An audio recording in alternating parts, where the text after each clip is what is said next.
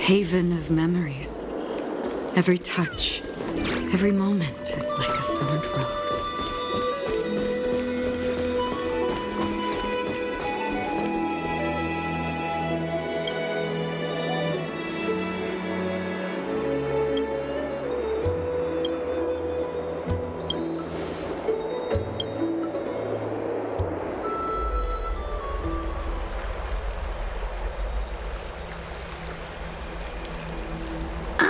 It's you, Cass. I finished the anthology of poems you lent me. Here it is. I thought you'd be too preoccupied to find time for reading. Precisely because of these obligations, I felt compelled to read it swiftly. Wouldn't all these preoccupations slow your pace? On the contrary. Knowing that time is limited can push one to overcome their limitations. The weight of these responsibilities seems to have enhanced my reading efficiency. I understand completely. During my time at the Grove, the closer exams drew, the more efficient I became at tackling everyday mundane tasks. Anything but my actual studies. Precisely. As I remember, you and Finon were both disciples of the new sporists. I assume that Anaxa's exams were as unreasonable as the man himself, correct?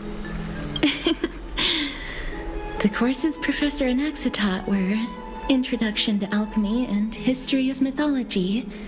And to be perfectly honest, those two courses were the students' greatest nightmares. The history of mythology, taught by the blasphemous great performer himself. I can imagine their fear. Now that I think about it, students would often rush to the podium during class to challenge him on those blasphemous ideas. May I ask, Lady Aglaea, has your relationship with Professor Anaxa always been like this? He openly dismisses people's faith and questions the very justification of the flame chase journey. Our positions have been destined to be at odds. While you were studying there, I assume you must have heard of his nickname. A Dromus draped in finery? As I see it, this nickname is more of an insult to the Dromas. Despite his insufferable arrogance, I do hold a certain respect for his nature as a scholar. To remain true to his principles, he is unafraid to stand opposed to the world, and that requires considerable resolve. Anaxagoras' life is almost like a satire. As a Chrysos heir, he refuses to heed the prophecy, while he disrespects the gods. The gods have chosen him. He was indeed chosen by Cerces. Is something weighing on you, Cass? The golden thread is quivering. I sense there's more to this exchange than idle chatter. With all due respect, I'd like to know what you plan to do with him. In light of his assistance in the battle against the Flame Reaver, I am willing to grant him some time to find a way to remove the core flame. However, if Anaxa decides to make any move that places us in danger, I will not hesitate to take extreme measures. Just as I feared. The flame chase journey is the destined path for the Chrysos heirs. Yet he now seems more like an empty shell. Given his strong sense of self-respect, I trust that Anaxagoras will make the right decision. Still, I can't help but hope for another possibility. Perhaps Anaxa will also overcome his limitations, now that he knows time is limited. I understand your stance. Let's continue this discussion another time. But now, let's greet our guest. You're here. Does this mean you're ready to take on Orynyx's trial?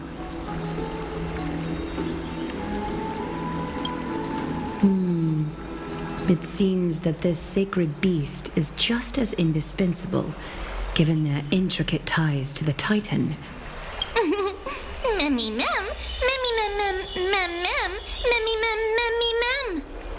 Surrendering the core flame is a Chrysos heir's duty. Your selfless assistance is deeply appreciated.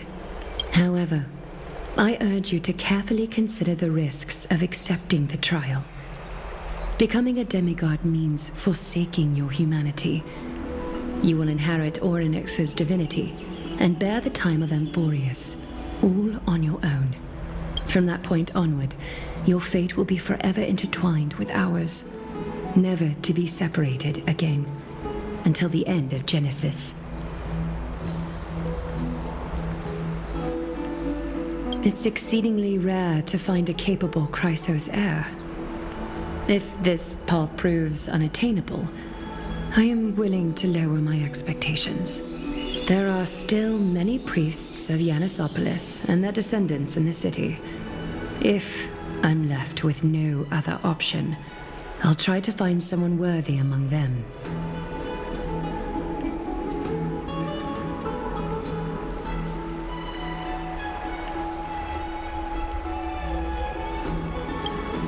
Mem worry!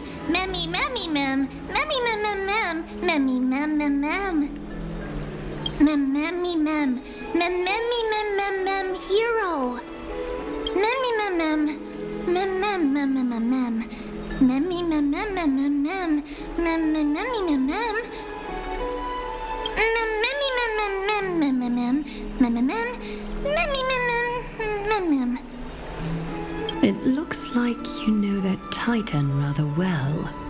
Memmy, mem, mem! Memmy, mem, mem, mem! Memmy, mem, mem, mem, mem! Mem, memmy, mem, mem, mem, memmy, mem, mem, mem! Memories that exist outside of your own experiences. I can't explain why, but I can vouch for Mem's words.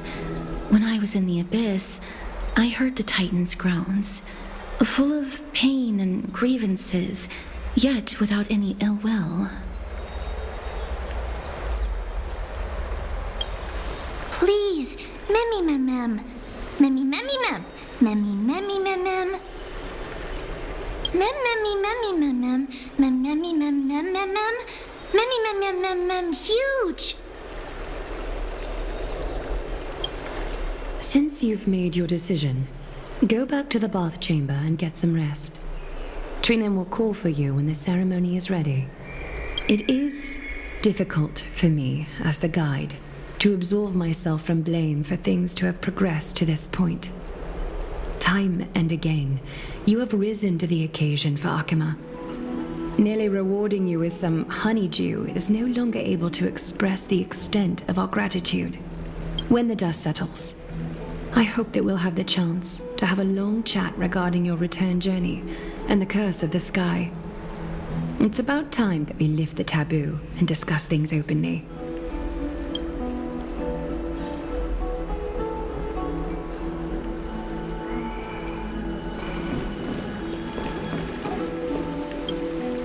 Miss, may everything go well for you and Mem. It's nothing. I only came to discuss some matters with Lady Aglaea. Previously, I lent her an anthology of poems that Lady Trianne had gifted to me. Tracing back, this anthology was something left for Lady Trianne by a bard before their passing. Although personal properties should be cleared out once their owner has passed on, Lady Trianne gave this book to me since she knew how much I like to read. No, it's just an ordinary book. It's definitely not some kind of unique copy. It just contains an allegory. In a faraway land, in a city known as Styxia, a dragon corrupted by the black tide descended one day, swooping upon the city like death itself. It swallowed the princess of the city whole before it was suppressed. After taking down the evil dragon, the warriors discovered that the princess's life had already met its end. Overwhelmed by grief, the queen hired an alchemist to resurrect the princess using the dragon's flesh and blood. However, having lost memories of her previous life, the resurrected princess turned into an evil dragon herself and wreaked havoc on the city. As a result, the prosperous Styxia met its demise.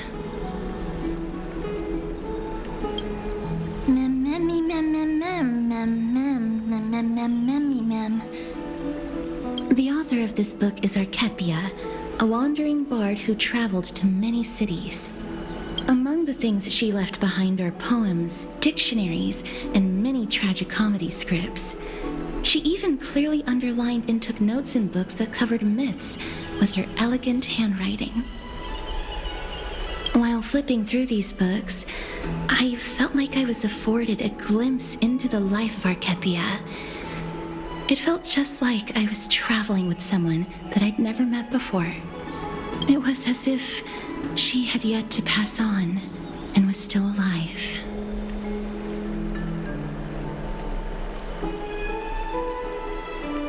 That's right. Writing, drawing, and taking photographs. It seems like human nature to try and leave records of things.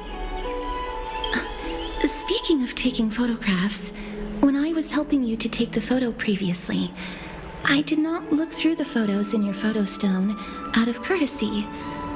But I'm also very curious about the story of the rosy celestial maiden. Despite having visited many cities in Amphoreus, I still understand nothing about the world beyond the sky. If there is an opportunity... Forget it. Let's talk about this in the future. For now, I only hope that you'll be able to complete the trial safely and obtain Orynyx's blessing.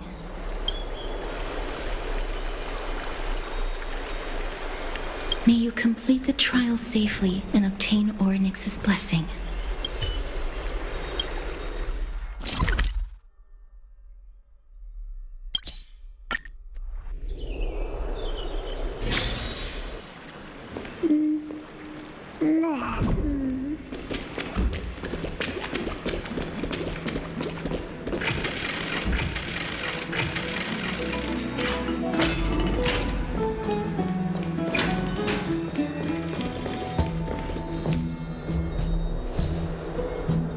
That's right. Oh, partner, you're back just in time. This is something that the both of you should probably know. Good news? I wouldn't call it that. Some background information for you. The Council of Elders is an authoritative body in Amphoreus, made up of different city representatives. They hold legislative power over the Holy City, and are in charge of presiding over the Citizens' Assembly held once every few years. This is the most important social event of Akima. It is highly influential, and can even affect what happens to the Flame Chase journey. Despite her vision and wisdom that spans across thousands of years, even she cannot win over the hearts of everyone.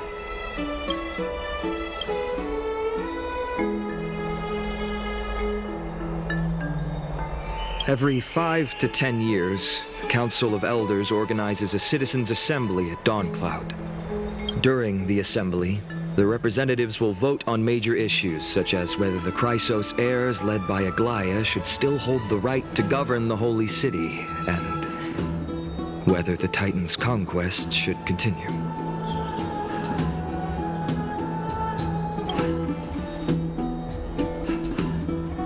That is correct. However, the problem lies in the fact that there are ill-intentioned extremists in the Council of Elders. They view the Citizens' Assembly as a way to restrain the Chrysos heirs and hope to take complete control over the Flame Chase journey. We can refer to them as the opposition. During the assemblies held in the past 100 years, the voices supporting the opposition have been growing stronger in the shadows. It's only thanks to Aglaea that the Flame Chase journey has been able to continue to this day. The Citizens' Assembly is just around the corner, but this time, there seems to be a new variable to the situation. Me? I'm afraid that the Council of Elders might want to take advantage of Professor Anaxa. Aglaea will surely take back Cerces' core flame, but with Anaxa's current condition, It's so unique that nobody knows how taking the core flame away from him will affect him. He has always been someone that is only concerned about his own research. I'm certain that he must want to escape from the monitoring of the golden thread and protect himself.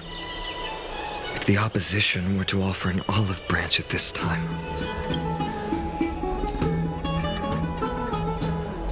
Anaxa has never believed in the prophecy, so technically it cannot be considered a betrayal. However, he has taught many Chrysos heirs, and has long been considered an important ally of Akuma. I truly do not wish to see comrades turning on one another. As I believe in his character, I plan to plead with Aglaea and try to buy more time for him. Then, the greatest way in which you can help is for you to know what I am fighting for.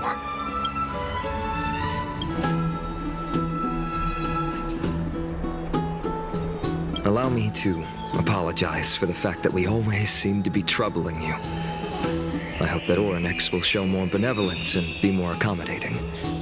I remember that they seemed quite fond of you back in the Abyss. Go and rest and regain your strength. We'll meet at the Vortex in a few days. Oh, right. You can read this scroll if you want to find out more about the Council of Elders and the Citizens' Assembly.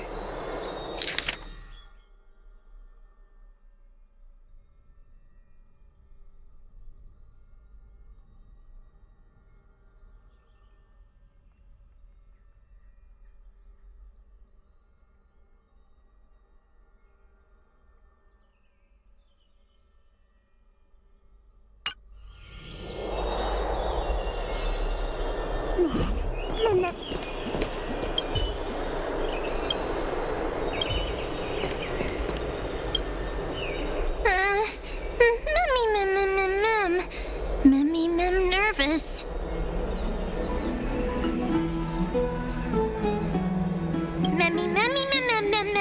Nervous, mem.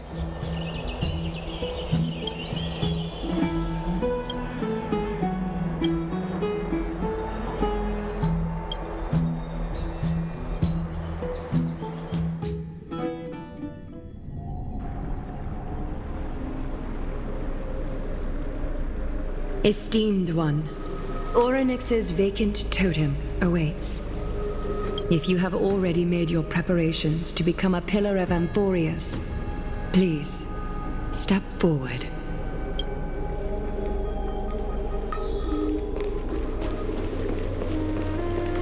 Accepting a Titan's trial is a very peculiar experience. I'm afraid that I'm not able to accurately describe it. You can only go and experience it for yourself. I believe that you'll be able to pull it off. Accepting a Titan's trial, I believe that you'll be able to pull it off. Miss, I'm sorry.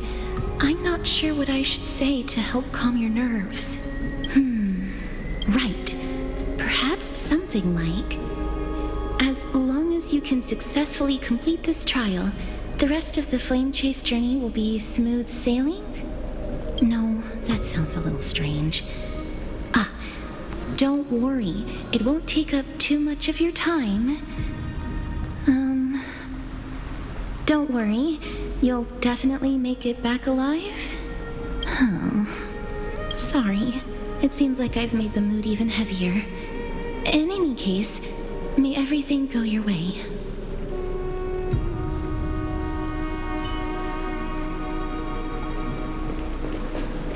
I can still vividly recall when you entered the vortex of Genesis for the first time.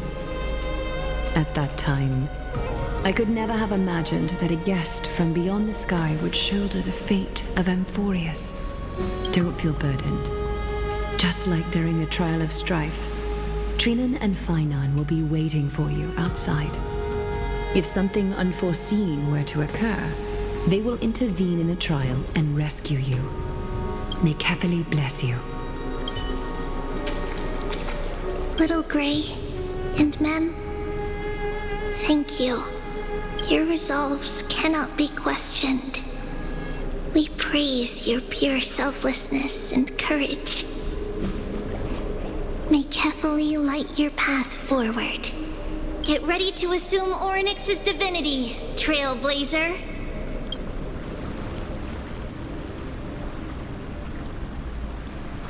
The divine position of Orynyx has already been vacant for some time. We can feel the space of the trial closing. As there isn't much of their soul left, we'll have to complete the ceremony before their soul completely dissipates.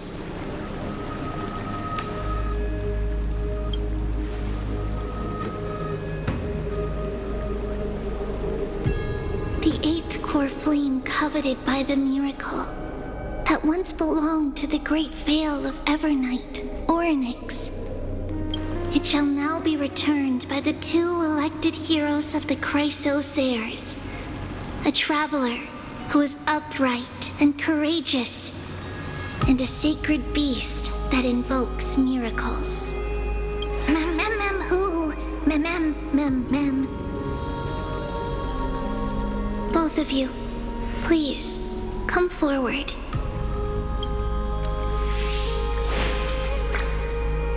Recite along with us.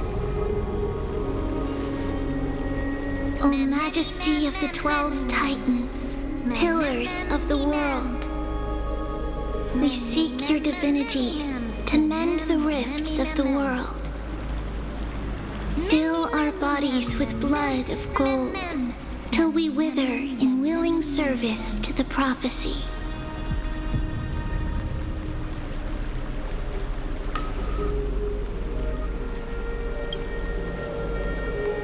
These are just words meant to make the prayer seem more solemn. Please, focus.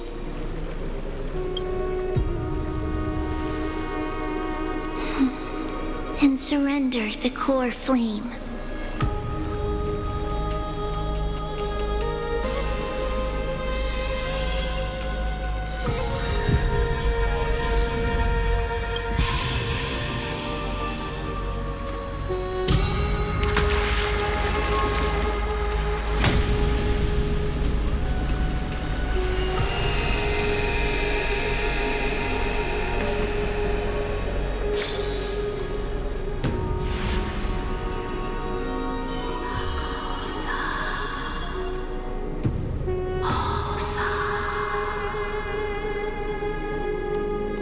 Orynyx.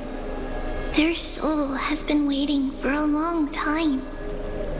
Perhaps they're also quietly waiting for the arrival of their successor.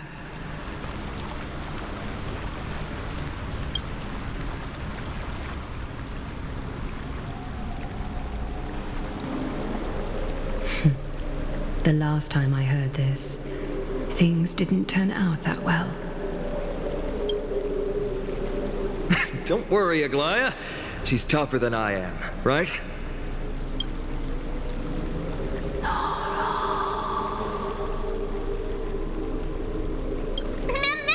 Mem.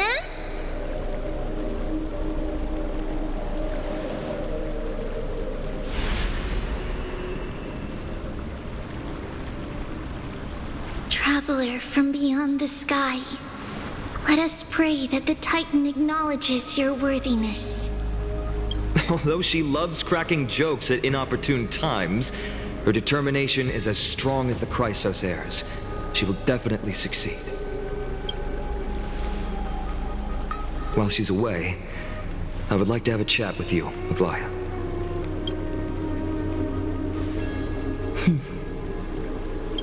Speak. I'm listening.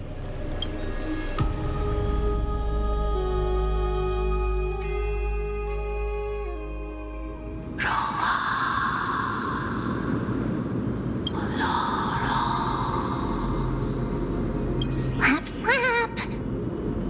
Wake up.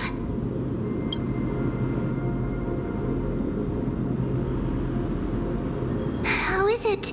How do you feel? Right? I think that it's amazing too. Testing, 1, 2, 3. Testing, 1, 2, 3. I have such such a cute voice. It must be because of all the memories that I collected. They allowed me to grow beyond expectations. Also, listen. The words of the Titan are becoming clearer. Mother, it hurts. Have I finally reached the end? Are the years of isolation coming to an end? Oryx. Oh, how heartbreaking. Ever since the figure draped in the black cloak robbed them of their core flame, they have been relegated to waiting in isolation in such a confined space. We are going to help alleviate their pain, right? Memories broken. Mother, where? Mother? Who are they calling out for?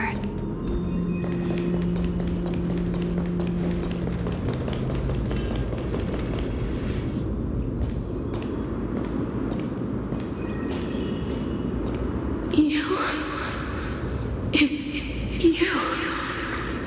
I remember you.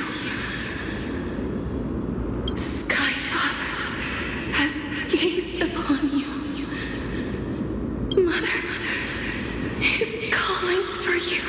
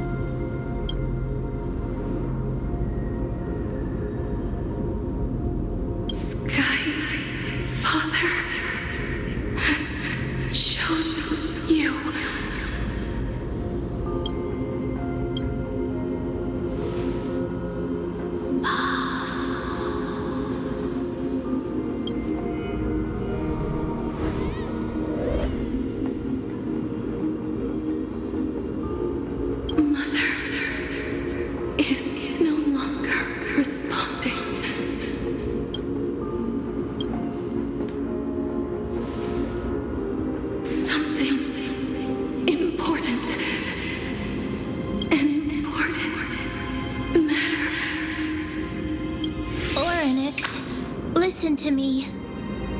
Aren't you tired? Throughout the long years, you have always been protecting the fate of amphoreus. Each time people draw strength from within their memories, every single ripple falls onto your shoulders.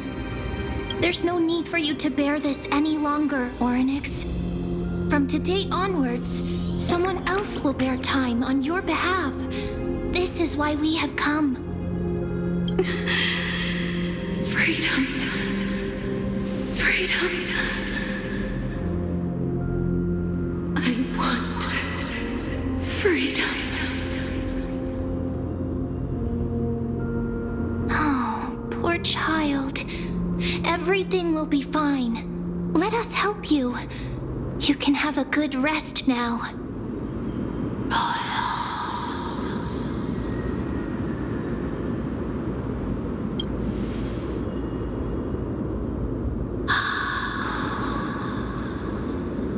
You have potential, strength, willpower, powerful, and tenacious.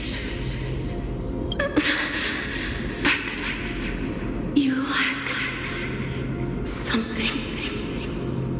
Just one thing. Lacking something. What is it?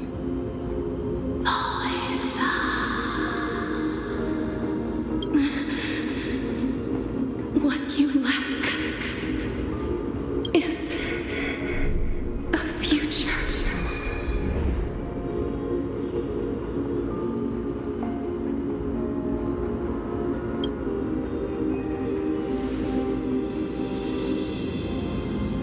Future? Traveler from the sky, you should have dissipated already.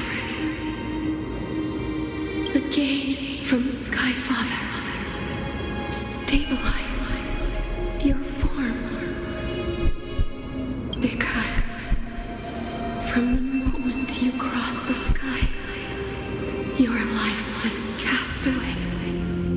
Right now, you are simply a collection of walking memories. What? How is that possible?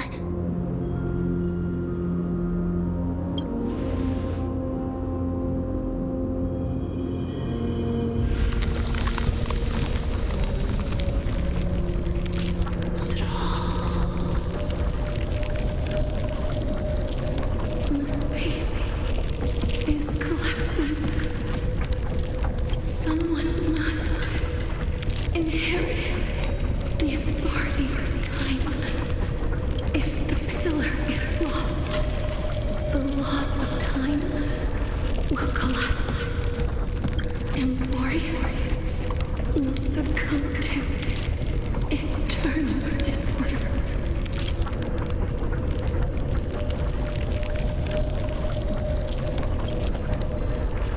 Time never compromises, never bears grudges, never forgives, never makes a choice. Child of humanity, Titans, Mother, Sky Father, time restrains everything that exists in this world. Orynyx's divinity is dissipating? Is the trial coming to an end?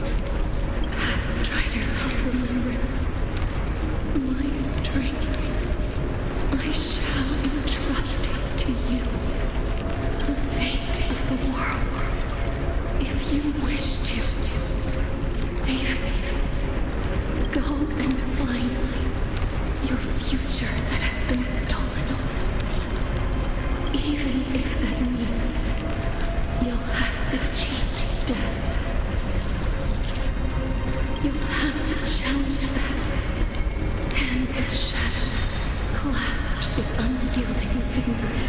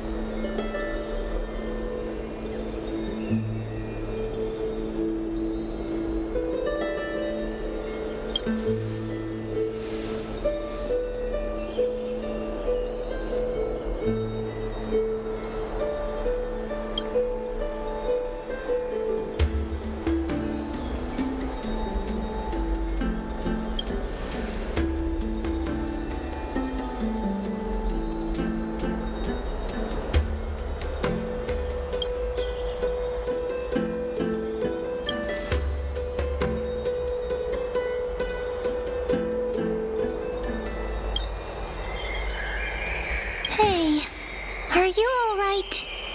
I heard you two talking about Thanatos. Cass is also very concerned about the warning. She has left the vortex and returned to the garden. Shall we go and look for her? Thanatos is the Titan that Cass has always been looking for.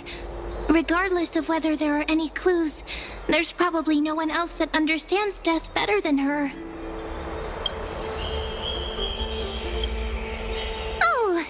right. There's something that I have to tell you. The Chrysosairs already know everything that has happened to you. I was too worried, so I told them everything. Please don't hate me, okay?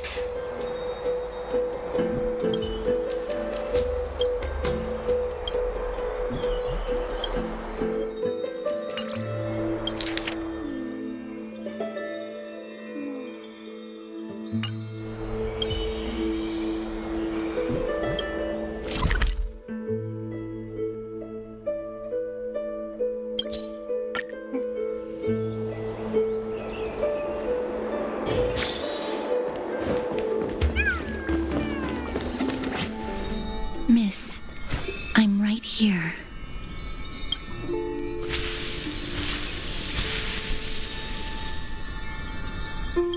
Please stay there and slowly turn around.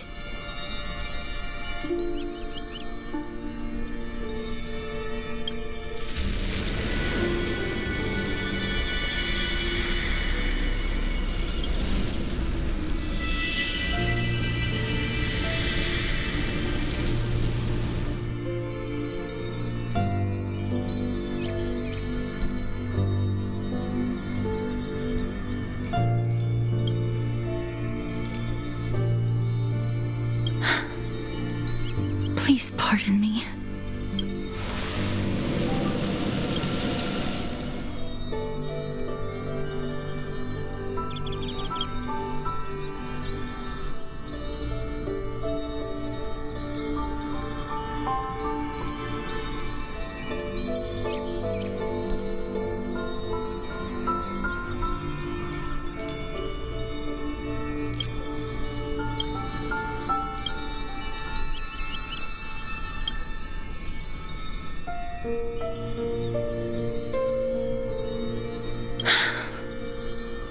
Just as I expected. I cannot feel anything. Back at the grove, I was puzzled as to why you were not affected by my curse. I thought that it might have been the special ability of a traveler from beyond the sky. Never did I expect that this would be the true reason. I'm sorry. I should have noticed that something was amiss earlier. Miss, if my abrupt behavior just now offended you, I hope that you can forgive me. I'm just thinking, if your soul has really left your body, as a mortician, I might be able to trace where it has gone to. Cass, did you find anything? My apologies. Not as of yet. Perhaps I have overestimated my capabilities. But, Miss, would you be willing to let me try again? This time, I'll increase the area of contact slightly. Perhaps the result might be different this time. I have never touched the living in this way before. If my actions are in any way disrespectful, I hope that you can forgive me.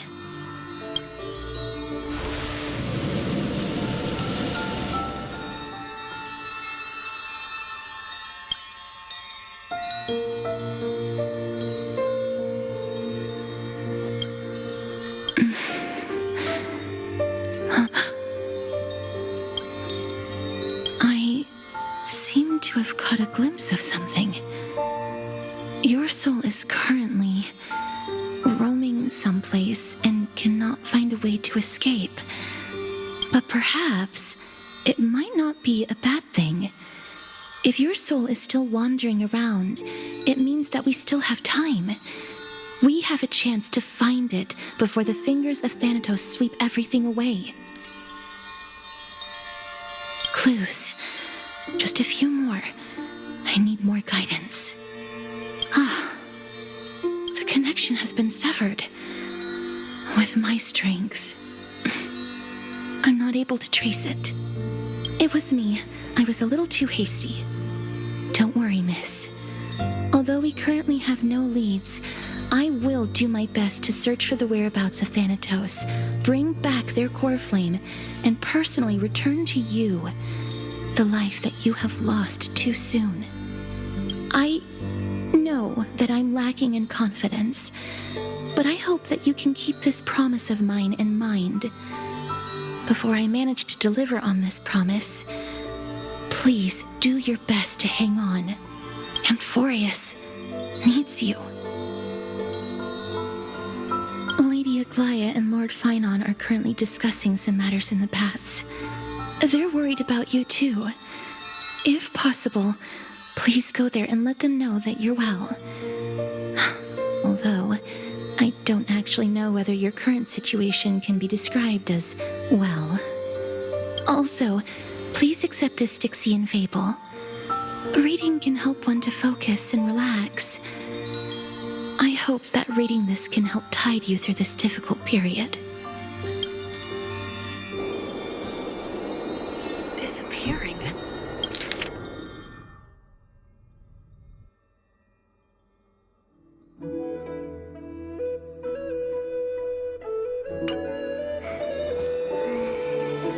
Lady Aglaea and Lord Phynon are currently discussing some matters in the paths.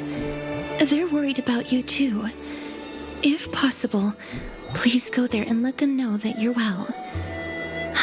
Although, I don't actually know whether your current situation can be described as well.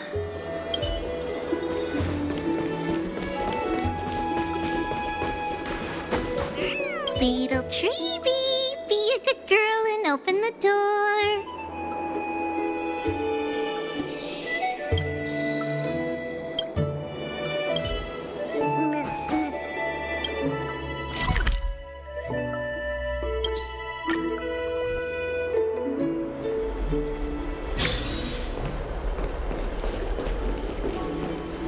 They're here.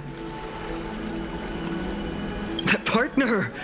Hyacine said you definitely wake up. How do you feel?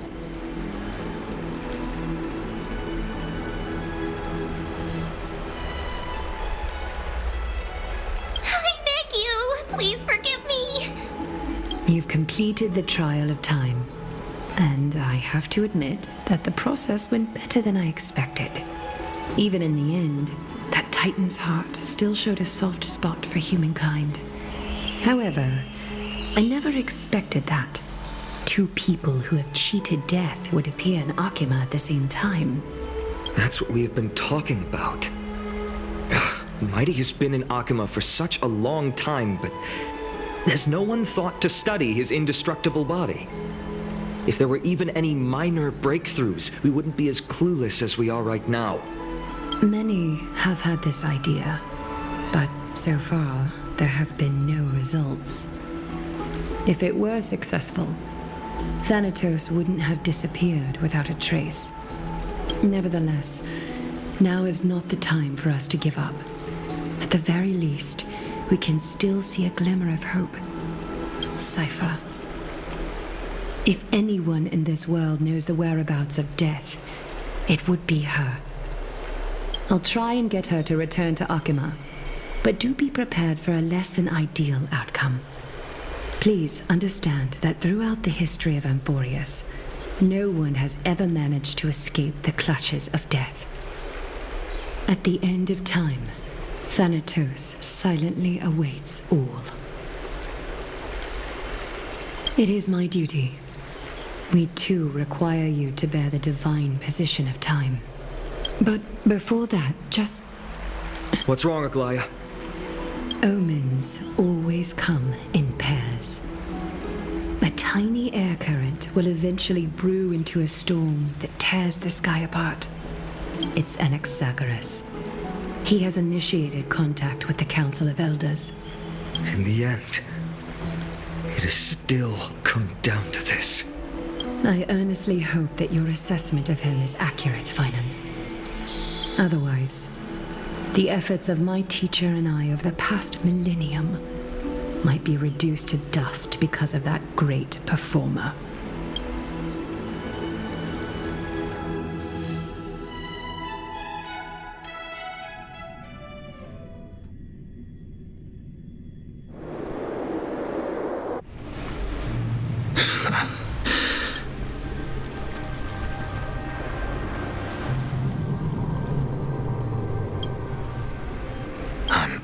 here again. I remember this dream. This realm is covered in a silk-like fog, and the land is barren and harsh. The crowd of travelers leaves tracks everywhere. Hey! Excuse me! What is this place? Where in Amphoreus are we?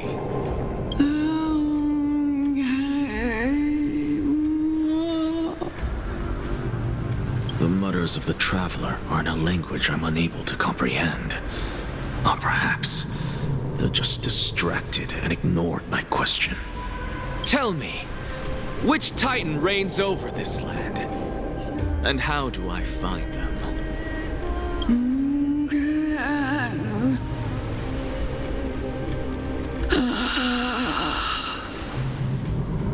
Hand of Shadow. Hand of Shadow Thanatos. Could this possibly be the Netherrealm? Not Netherrealm. Then where is this? River of Souls? The outskirts of the Netherrealm? Are you heading downstream toward the Netherrealm? The Netherrealm. Nothing but an illusion. Titan rejects you, me. Listen. What? The traveler lifts their wrinkled fingers and remains silent. I look in the direction they are pointing and listen closely. There, a massive shadow brought the sound of rushing tides. The sound of tides. I can hear it.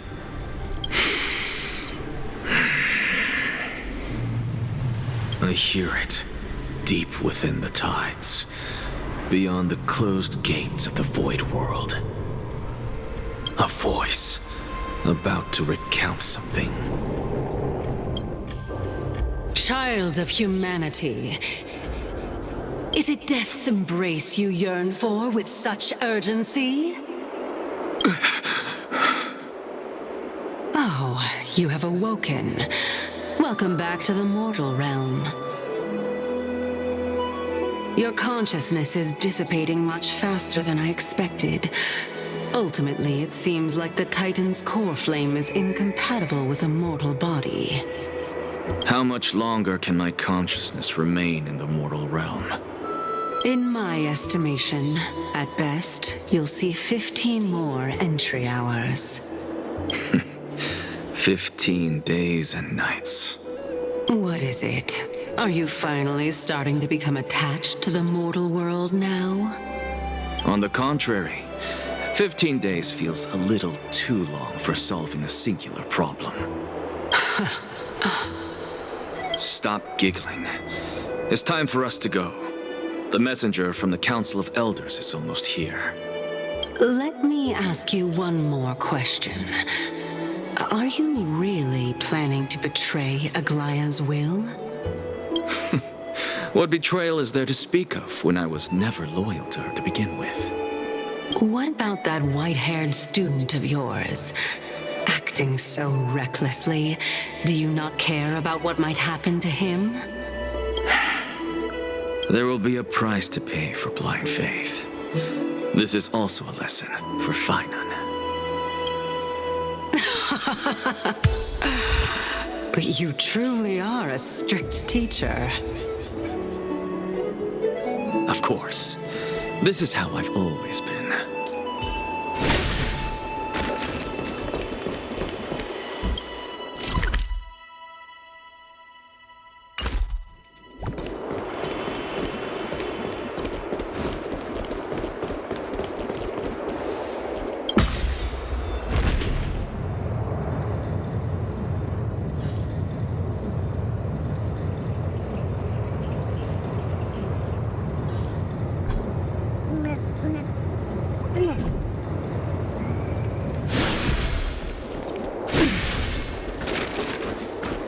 Sorry to keep you waiting, Lord Anaxagoras.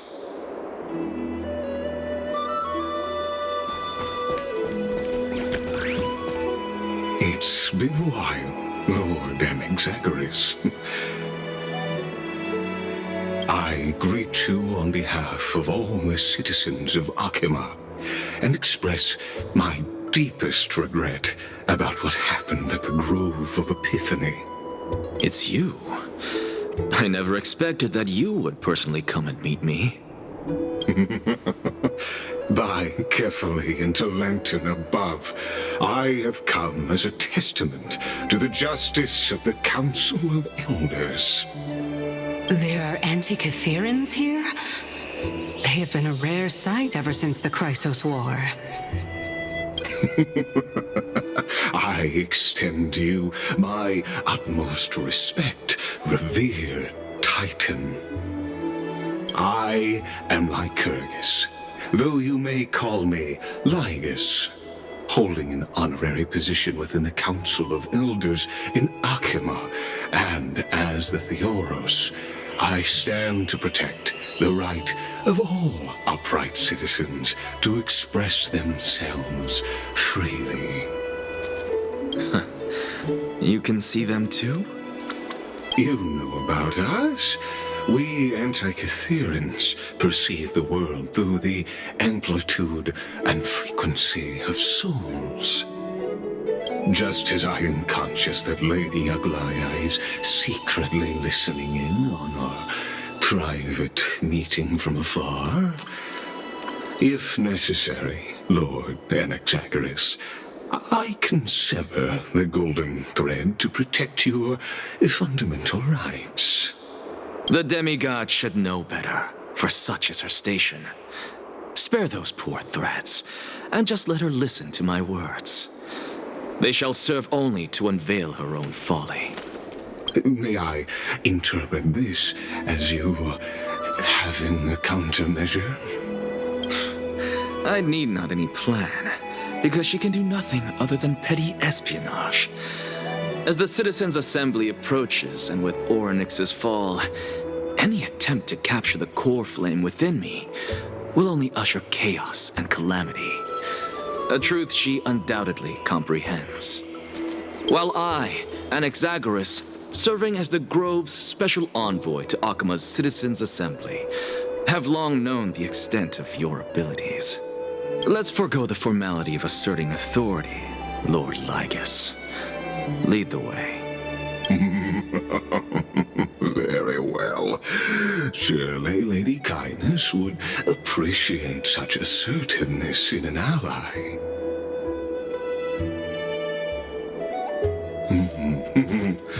She's been waiting. Follow me, please.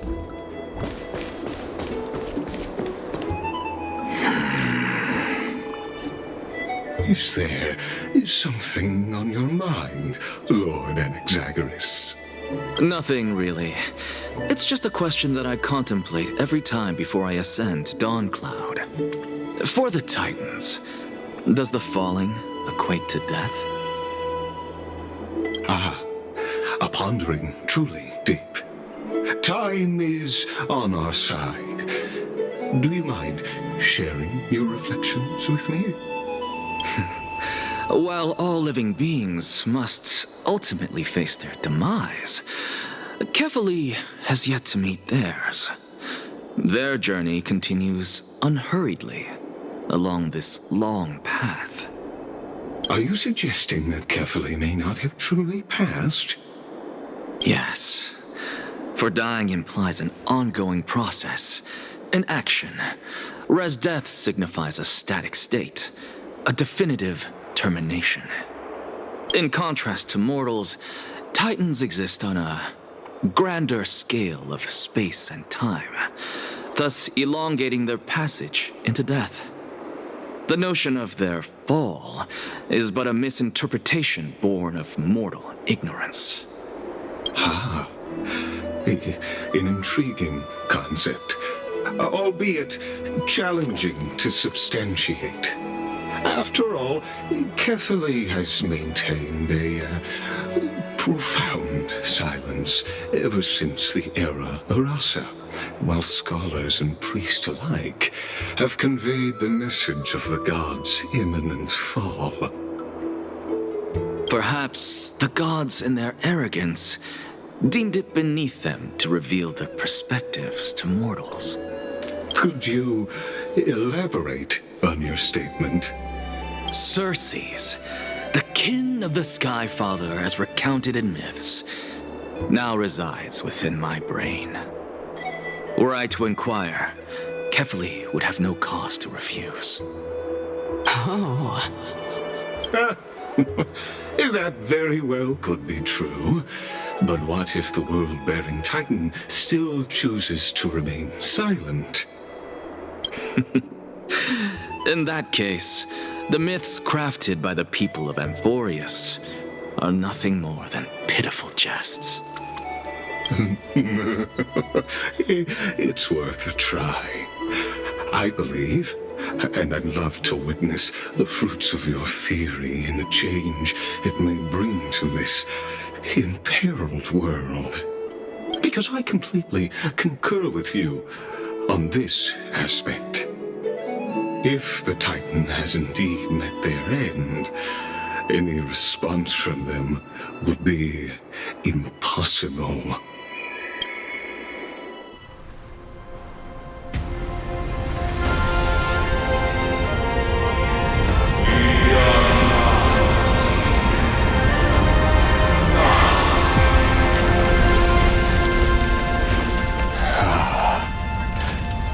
Please, Professor.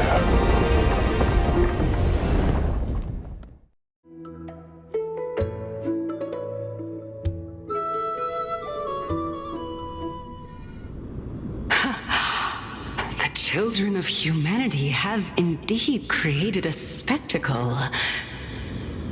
Welcome to Dawn Cloud. The atmosphere here carries a greater sense of solemnity than the mundane clamor of the Marmorial Palace, with entry permitted only to the invited. Only esteemed beings grace this place, and among them I've received priests, scholars, warriors, and now we even have the honor to be in the presence of a Titan. Oh, what a joyous occasion. Once deemed a blasphemer, now a surrogate for revered divinity. The honor should rightfully be mine, shouldn't it? I'll notify Kindness and the others of your arrival. Kindly wait for a moment. A soldier will be here to guide you shortly.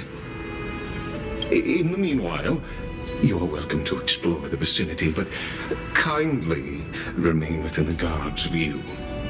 Delaying the crucial meeting is something none of us wish to see, I presume. I'm well aware of Kindness's methods. There's no need to emphasize that. As you wish. Your cooperation is much appreciated. Alas, I had hoped for a brilliant plan from you, but it turns out you just left one cage to enter another. Save your concerns. I know very well what I'm doing. I shall depart to explore the surroundings then. Now that I look around, I wonder if there are any murals bearing my portrait around here.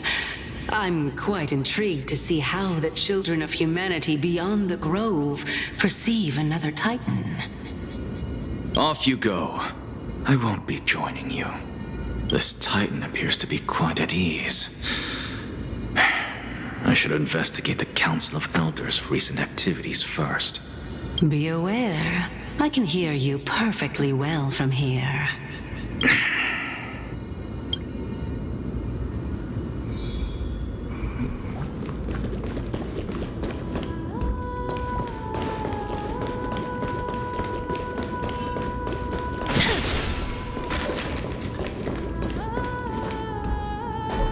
Professor Anaxa! Over here!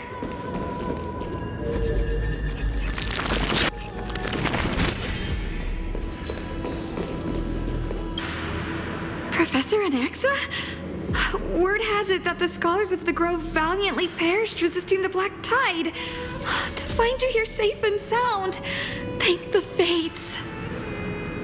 You could say it's the Fates toying with us. It's only the Crimnoans and Idonians who chase glory through death. But your survival is a victory in itself. I'd settle for that gladly.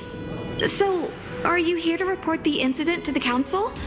I heard that after the Black Tide devoured the Grove, Akuma would be next in line, even with the demigod of strife standing alongside humankind. Tell me, how much does the Council of Elders know about the Black Tide? Once Kindness and her followers learned of Cerces and Orynyx's fall, they proclaimed in the Council that the Flame Chasers could no longer stand against the calamity alone. Yet, when the Crown Prince ascended to godhood and repelled the Black Tide, she immediately altered her tune, declaring that all was resolved beyond Akuma, with the only remaining menace now being Aglaea and her adherents. They might well make their move at the upcoming Citizens' Assembly. No surprises there, those shifty opportunists. Thank you for your honesty, virtuous student. Being an opportunist could very well be a facet of wisdom. Shouldn't you be searching for murals of yourself? I've had enough of your prattling. I was really curious to see how you would find the middle ground between both factions, so I came to listen in. But it seems as though this Kindness is much more ruthless than Aglaea. If so, why do you want to work with her? Could it be that perhaps you've decided to readily surrender this hollow shell of yours, just because you feel like death is fast approaching? I'm afraid you'll be sorely disappointed if that's what you truly think.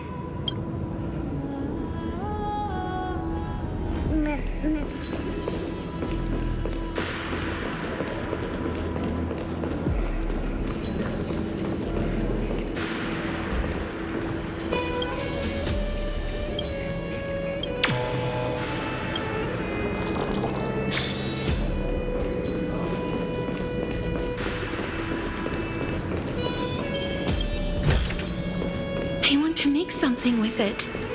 But what to make?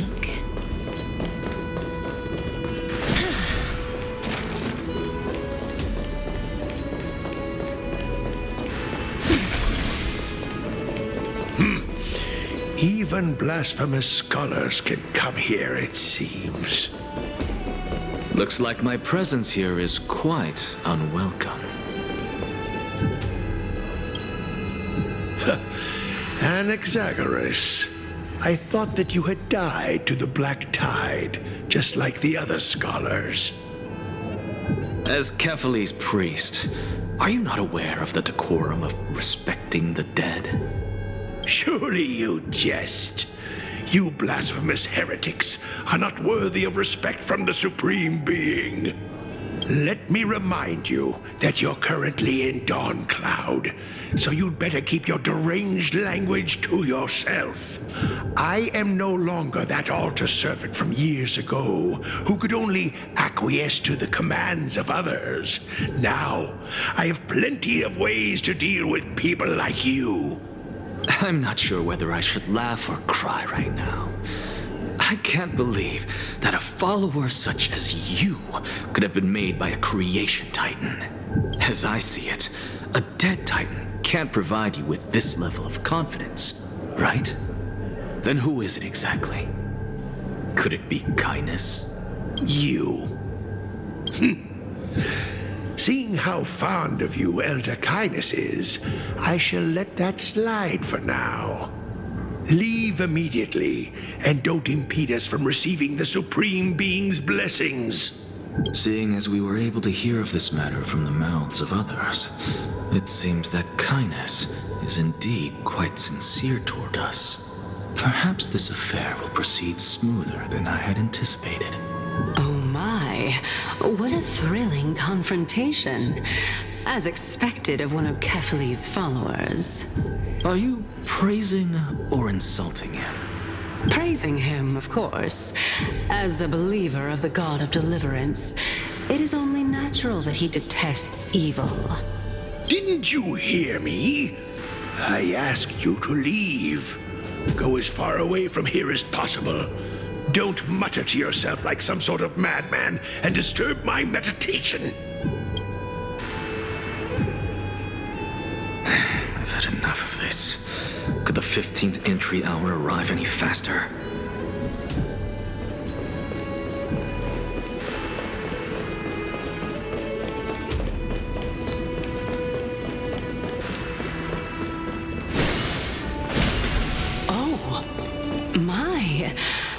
Could it be that the great tree painted in this mural is actually depicting me?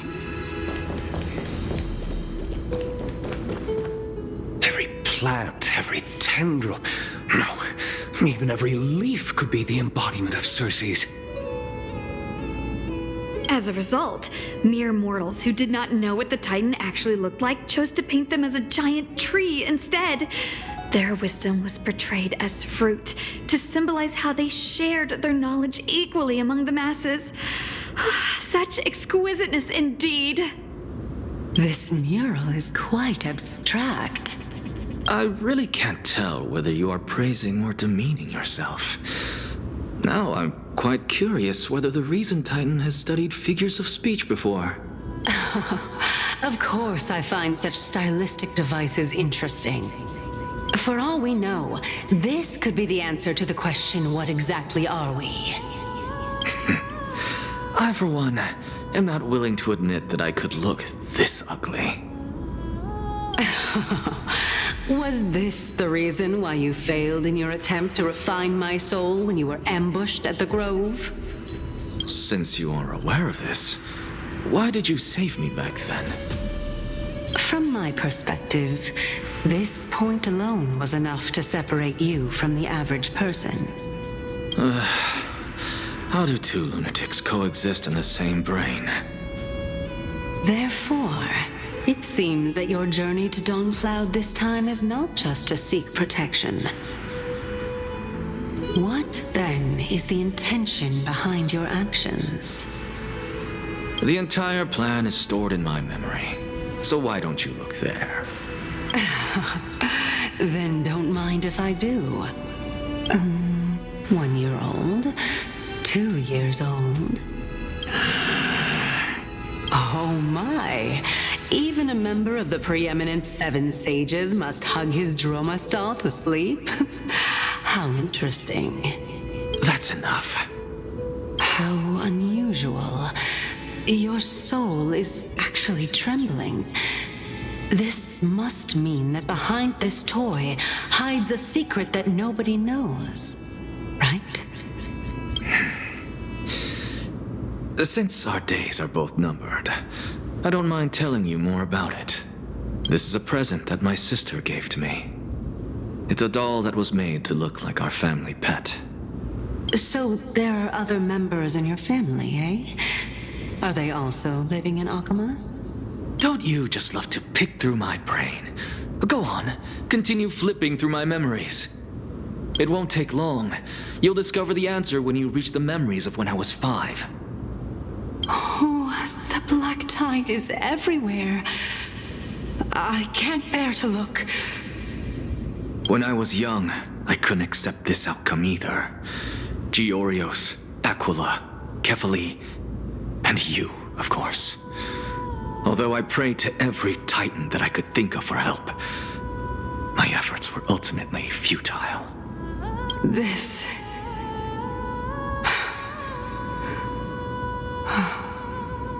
Could this be the inception of your research into alchemy? Indeed it was. Everything started from that verdant courtyard of yours. When I was pursuing my education there, I naturally also came to learn of Thelesis' theory as well. Oh, I remember that person. He was the one to come up with the concept of souls, right? Not only that, he also believed that life, as well as the composition, movement, and transformation of matter all stem from souls themselves. This is why I thought that, since all living things stemmed from the same origin, why could I not sacrifice myself in order to resurrect my nearest and dearest? Anaxa, you... I did it, teacher! But this is absolute blasphemy. Regardless of how much freedom the Grove provides, such an act could cause you to be burned at the pyre.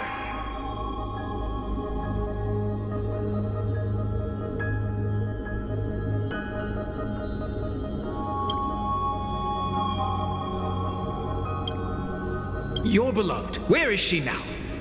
Send her away from the Grove at once, to a place where nobody will ever be able to find her. Otherwise, the both of us will be judged by the Council of the Seven Sages.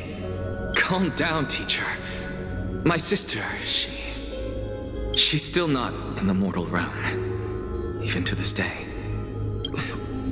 What do you mean? It was naive of me to think that I could snatch the deceased from Thanatos' grip by merely sacrificing one eye. Equivalent exchange. All I received for that price was but an opportunity to see her for one final time. Nothing more. Let it go, Anaxa. As one of my best students, I cannot watch you go down the wrong path without doing anything to stop it. Never do something taboo ever again. Don't disappoint the deceased, and never harm yourself. If you can do that, this classroom will still be yours, and you'll have a chance to live out your own life. Since I was able to see her one last time, I have no other desires. You're right, teacher. It's time for me to start a new life. I am sincerely glad for you, child. Now then, what topic would you like to study? I wish to continue Thalesis' research. Continue the research into souls, but you know that the Grove has long since understood his philosophy like the back of their hands. Even if you continue digging into this subject, your efforts will likely be futile. No, teacher. After my fleeting glimpse of the deathly fog, I finally understood a single truth. Since ancient days, our understanding of the souls is but the tip of the iceberg. I may have lost an eye, but my view of the world has become clearer than ever. I have grasped the truth with my bare hands. Watch as I turn this farcical world upside down. Who would have thought such a secret lay concealed beneath that hefty eye patch of yours? However, this story doesn't seem to be connected to your plan. In fact, I'd say that they aren't related at all. The answer lies within the tale. If even you cannot understand it, perhaps you should relinquish the divinity of reason to me. After all, it'd be a waste for you to hold on to it. My story ends here. Now it's time for you to tell me your secret. After all, this is what equivalent exchange means, correct? As expected, you laid a trap for me to step into. Unfortunately, even if I was willing to talk about my past, I may not know more about it than you do. Oh? Are you saying that the renowned Reason Titan is now admitting a lack of wisdom? Your followers are going to be sorely disappointed by this. Child of humanity, remember this. Being cognizant of one's ignorance is the greatest wisdom of all. Now I understand. No wonder you asked me to answer your random, nonsensical questions. Not only that, you're the only one who can shed light on my query. As the saying goes, onlookers see most clearly. Is that so? Lord Anaxa. I saw you muttering to yourself and was wondering whether you were caught in a delirium of reflective thought. I'm sorry to interrupt you, but time is of the essence. I have a message from Lord Lygus. Lady Kindness has met up with the Council of Elders and is awaiting your arrival, so please depart forthwith. It's finally time. Carefully. The one who created the world, and the one who bears the world. If you truly have not met your end, how will you answer the challenges of those who defy you? I didn't expect you to agree to Lady Kindness's invitation. What a wonderful turn of events. To tell you the truth, there are many people who hold grudges against that Lady Goldweaver.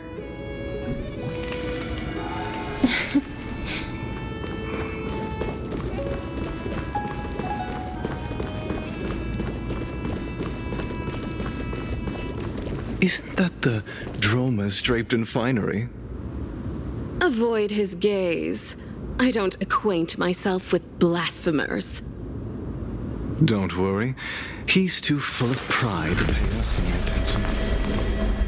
Your nickname is Dromus as well? You must really like those creatures.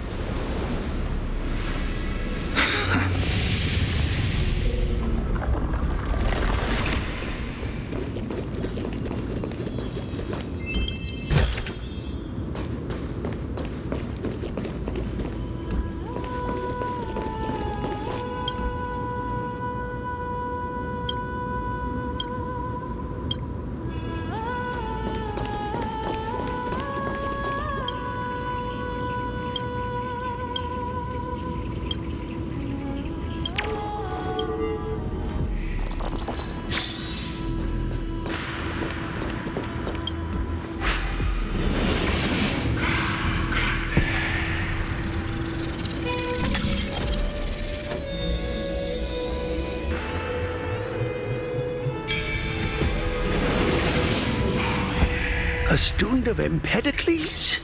I hear that his views run counter to the Venerationists. This is what being a scholar is about.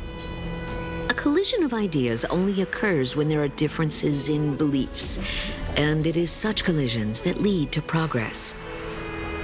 Yet, in my view, there are only right and wrong perspectives, neither of which can coexist with the other. What radical thinking. I guess this is why the children of humanity always squabble with each other. How boring. You seem to be avoiding that Goldweaver person. Why don't you address her face to face? I have nothing to talk about with her. Since you're in my brain, you can know the reason yourself. The leader of the Flame Chase journey, and a demigod of Nestia. You're really searching through my brain. What are you treating it as? Some sort of toy? Regardless, you think quite highly of her, no? That's because I'm a teacher who grades everyone fairly.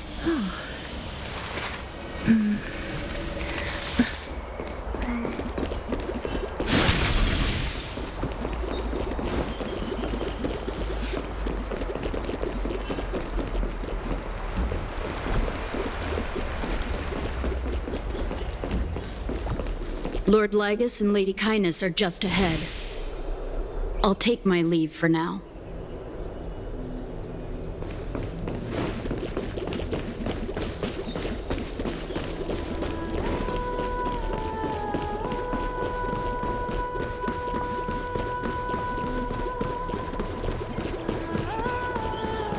Welcome to the Demigod Council, esteemed guests.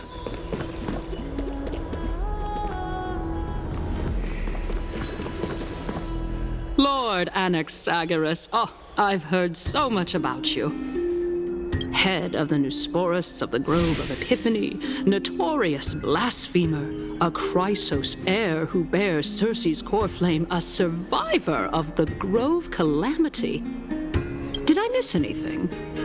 Well, if so, please be so kind as to enlighten me. Since Lady Kindness is already well acquainted with me, I won't waste any effort introducing myself again. But then again, perhaps the customs are different here. Back in my hometown, there is a form of etiquette known as honoring guests. The host will welcome their guest with warm hospitality by treating them to fine wine and a cozy bed. And yet, ever since I arrived, I have not been welcomed with warm courtesy or ceremonial gifts. Instead, I am met with intense scrutiny. Even more absurd, the host has sharpened their blade and instructed their servants to lie in wait in the shadows. Perhaps you intend to cut open my heart, retrieve the core flame, and then hold a grand feast for all of the guests. Everyone, stand down. Thank you for understanding. I am but a feeble scholar who is not used to the stench of avarice and blood. No need to be humble, my lord. From my perspective, your courage and gumption are worthy of the reputation of the Seven Sages. Your bravery is more than adequate to accomplish our perilous endeavor. So, you wish to start a war? Well, since the Chrysos heirs are calling for war, we will respond in kind. Conflict is inevitable. Since Aglaea endeavors to suppress the virtuous commoners with blood of gold, we will not hesitate to display the rights and mettle the citizens of Akama are so entitled to. As to your question of whether peace is still a viable option, well, to that I can only say this. Everything hinges on the next citizens' assembly and whether they have a sudden epiphany amid the clamor of the masses. And since you, as a Chrysos heir, accepted our invitation, you have indeed given us a glimmer of hope. What brazen arrogance. What you're saying right now is worlds apart from what you were saying before you retired your cleaners. I don't deny it. After all, they're responsible for cleaning up any threats, and just a moment ago, you were on the side of the Chrysos heirs. But now that you're an ally of ours, we can continue talking somewhere else. As you know, these walls have ears. I was fortunate enough to have the opportunity to discuss a treatise about the Venerationists with your teacher, Empedocles. Yet, it seems you subscribe to the Nusporists instead, Lord Anaxa. I've heard that this school of thought is one with many detractors. It's normal for ideas to have supporters and dissenters, just like how there are two types of people in this world: geniuses and dimwits.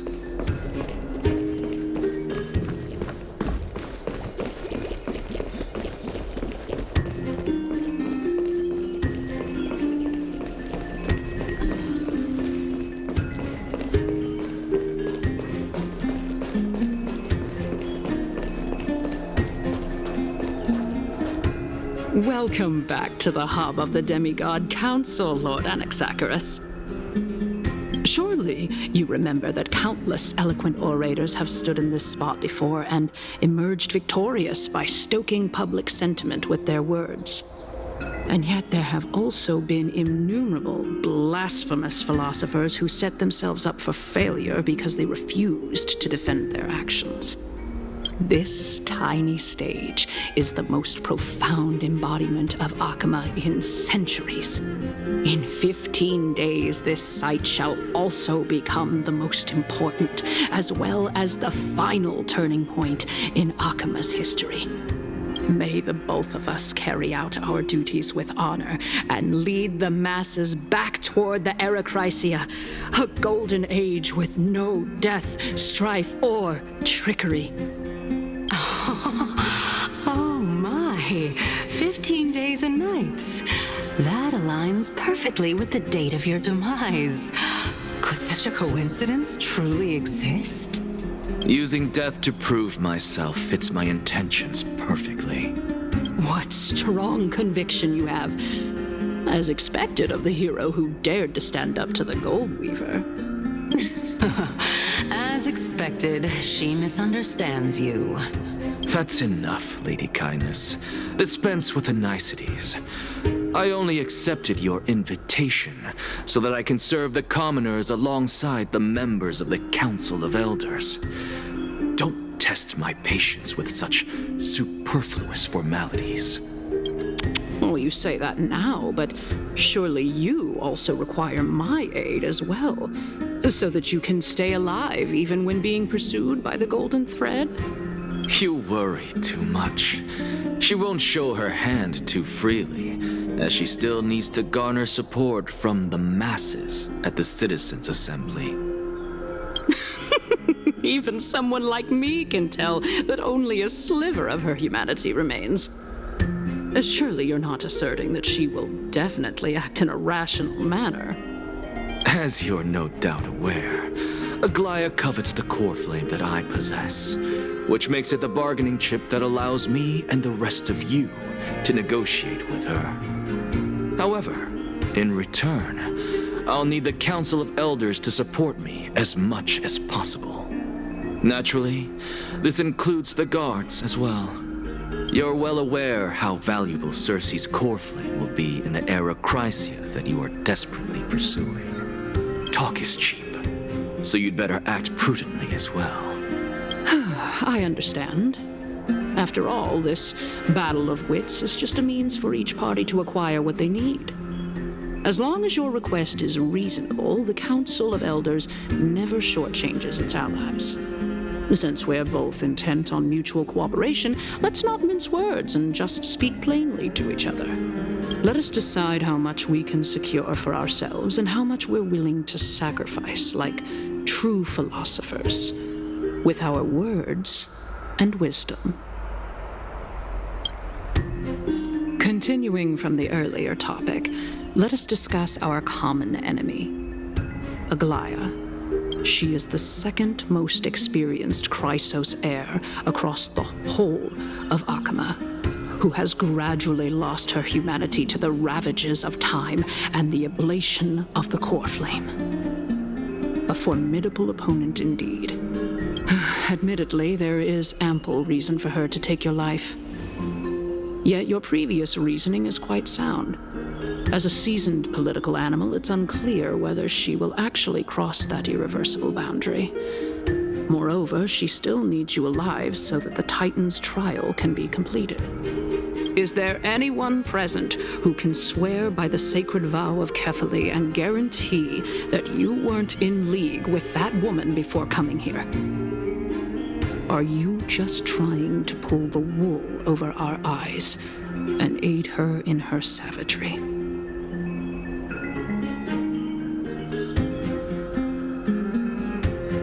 If Aglaea required a suitably intelligent Chrysos heir, then I'm the best fit for her needs. However, it's quite evident that she has no need for a Chrysos heir who could break free of her control at any time. Since I believe in neither Titans nor the prophecy, there's no way that I would willingly walk on the path that she extols. Given how rigorously she enforces her principles, how would she ever accept a heretic such as me? I understand what you mean. At the very least, the both of us agree that this tyrant who wallows in extravagance and greed is the greatest threat to achieving peace in Akama. The Council of Elders is willing to defend your right to live, just as we defend every oppressed citizen. However, I regret to say that sentiments in favor of the Chrysos heirs and Aglaea are only growing in magnitude. The peace that we are aspiring toward, as well as everything that we hold dear, will be destroyed completely. The city will be burned to ashes, and the citizens' blood will be shed. Tell me, What are you willing to do for our esteemed citizens so that they can vanquish the enemies of our fine city?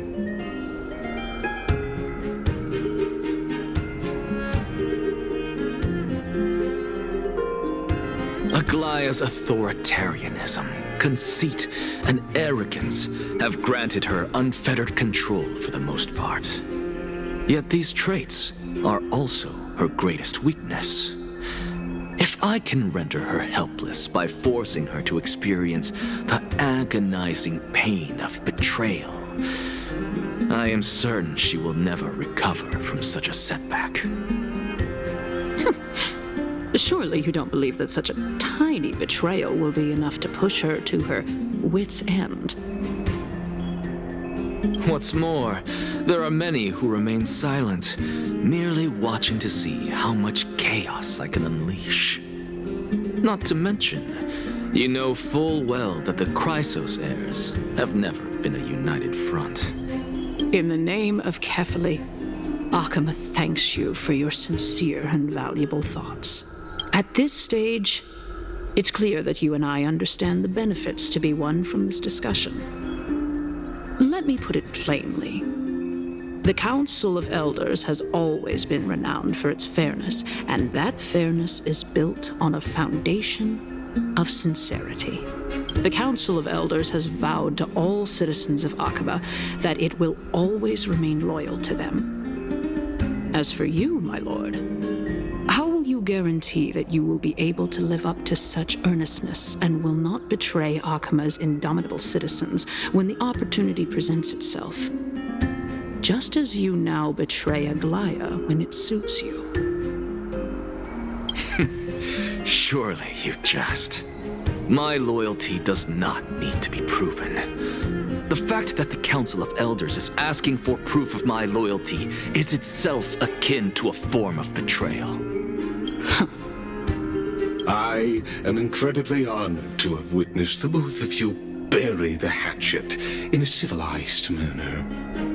However, I am afraid that I must interrupt for a brief moment. As the Theoros, I have observed the following. Lady Aglaea, the Gold Weaver, is currently on her way to Dawncloud. Oh. Well, I do believe that we might have a slight overabundance of guests today. Feeling dissatisfied, Lady Kindness? Despite the Council of Elders' lofty residence on Dawncloud, it must still tolerate the whims of the Chrysos heirs. So you were holding back just now. Seems like you are better at playing this game than I. In any case, I'm glad that she's arriving here. So tell me, Anaxagoras, now that you're an ally of mine, if Aglaea were to demand that I hand you over, what should I do? You can do as she says. Tell her that the Council of Elders merely wished to chat with me and had no intention of offending her. However, by doing so, the authority of the Council of Elders will be as thin as papyrus that has been soaked in blood. Not only can it be destroyed at the slightest touch, but the Council will also lose possession of a valuable core flame. No, more like 2 core flames. After all, at the next Citizens' Assembly, that young lady who is synonymous with death will also be standing on our side. Oh? How can you be sure of that? Is that of importance to you? All you need to know is that I have a plan. In my opinion, you should be more worried about the impending threat. If Aglaea can seize me in full view of the masses today, she could also dismiss the entire Council of Elders in one fell swoop tomorrow. If that happens, the discussion that we've just had will turn into an utter joke instead. Is this the outcome that you wish to see, Lady Kindness? Fine. I will handle this matter appropriately. But you do best to remember this. Fool the people and karma will be on your tail. I'll overlook it this time, but don't count on there being a next time. Unless, of course, you crave cruel punishment and consider suffering the perfect state to ponder the true nature of souls. Well, what do you know? That happens to be one of my rare talents. We shall see, then. I've got to say that you've managed to really impress me again. But shouldn't you be going after more? Dying to know what I'm after, hmm? I mean, I'm the reason Titan after all. It is in me to ask and seek answers. Easy there. You'll learn the answers soon enough. I didn't bring it up with her purely because she doesn't have the means to give me what I truly want. It's as they say, onlookers see most clearly. The true masters of Dawncloud have always been the Theoros, who watches over everything.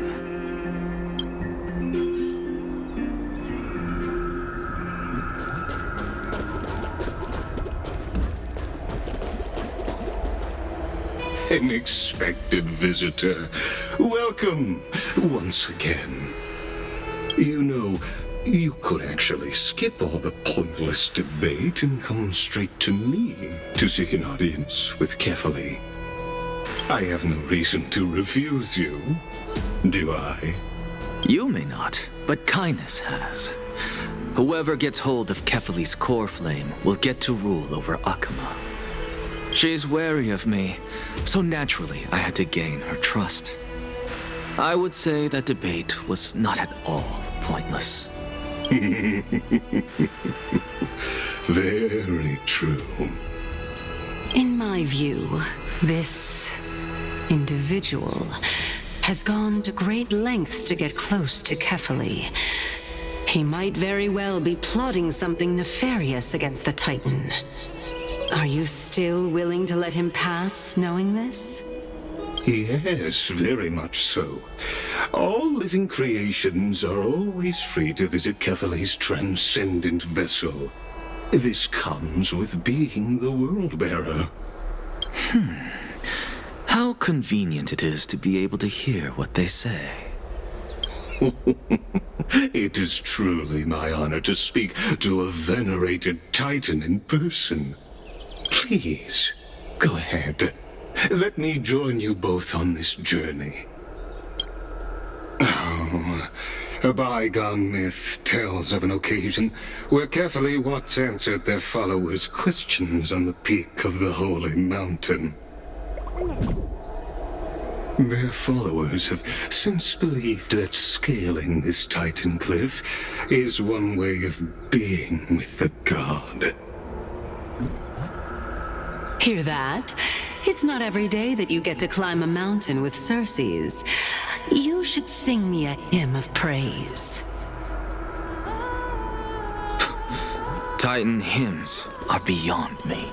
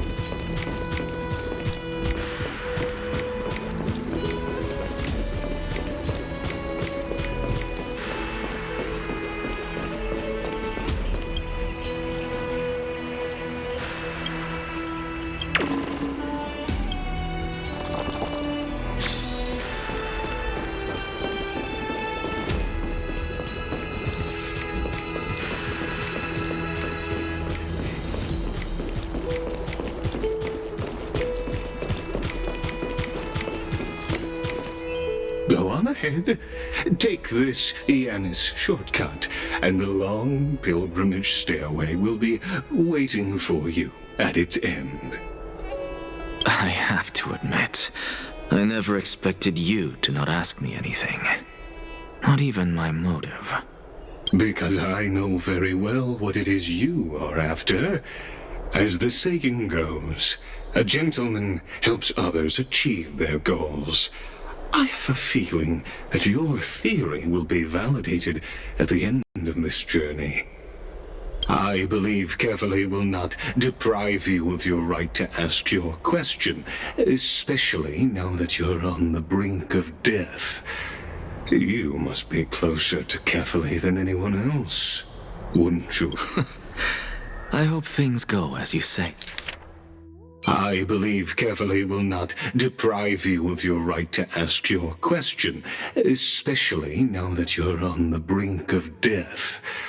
You must be closer to Kefali than anyone else, wouldn't you agree?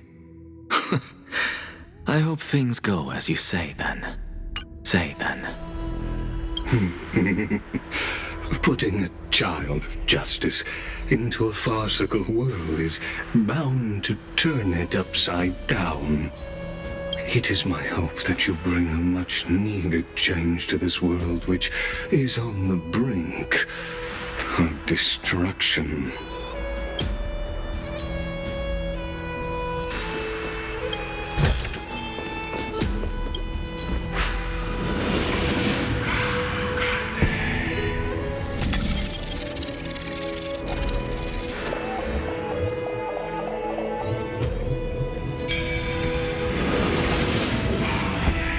Honestly, this is my first time going up to Dawn Cloud's peak.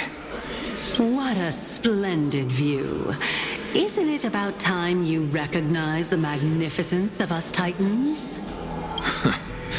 Well, I don't see how this place is different from those temples in the city.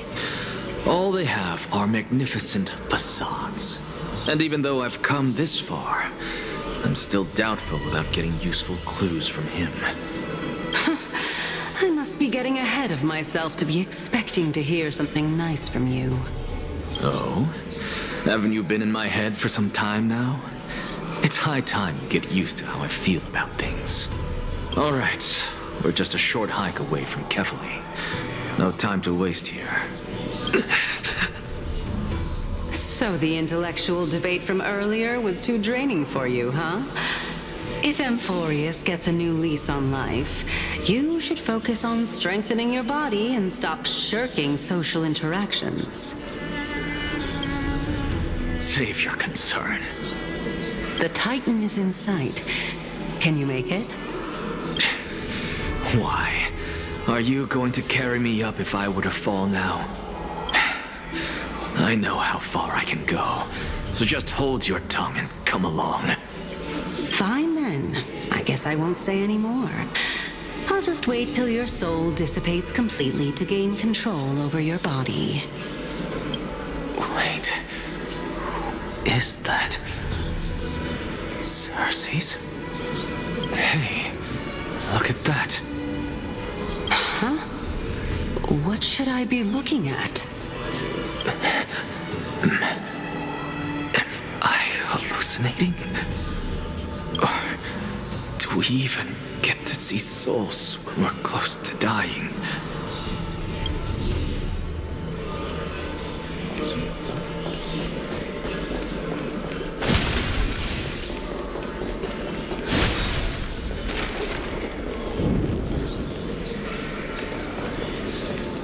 Oh? Why didn't you bring your favorite spear with you on this trip, Nias? Nias. I know I've heard this name somewhere. It's unfortunate. The black tide destroyed every last inch of my calyx. How could that be? Even a creation of Georios, from their prized ores and molten fire, couldn't escape the fate of destruction? Hey, Cerces. Do you know a certain Nias? Nias? No, not that I remember. How did you even think up such a strange name? I just saw him. Nias. A warrior-like figure who was just chatting with you here. No, I have no such memory. Could you be hallucinating?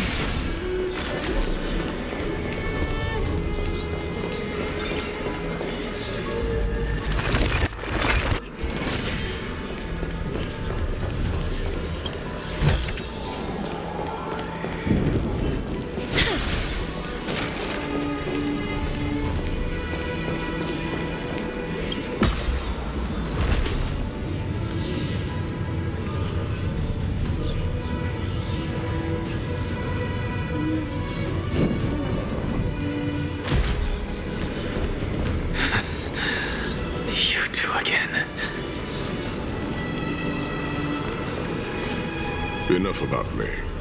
Did Kaos ever reply to you? Well, regrettably. Seems like the price of becoming a demigod is a lot heftier than we thought. Kaos. Demigod. I've never heard of this person. Which Titan's authority did he inherit? Look on the bright side, Nias.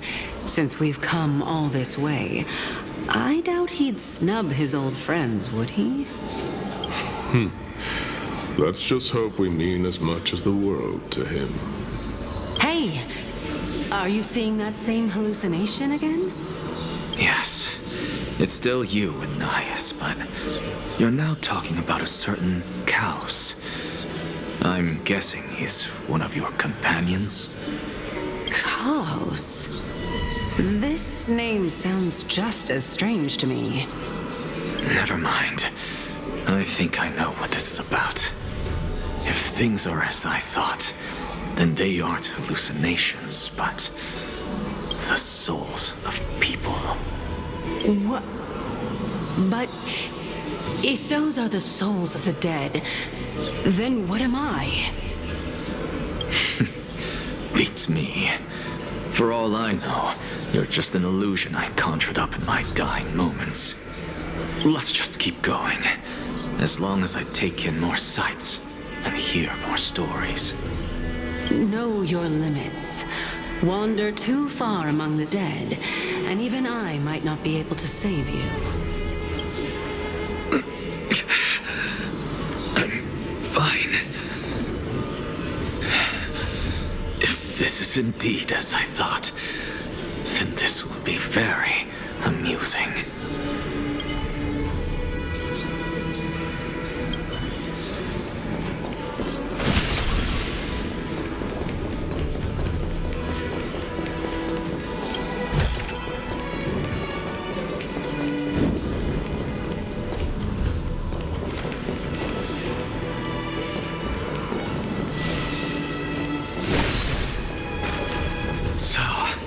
We meet again. I'm sure you wouldn't mind a snooping ear.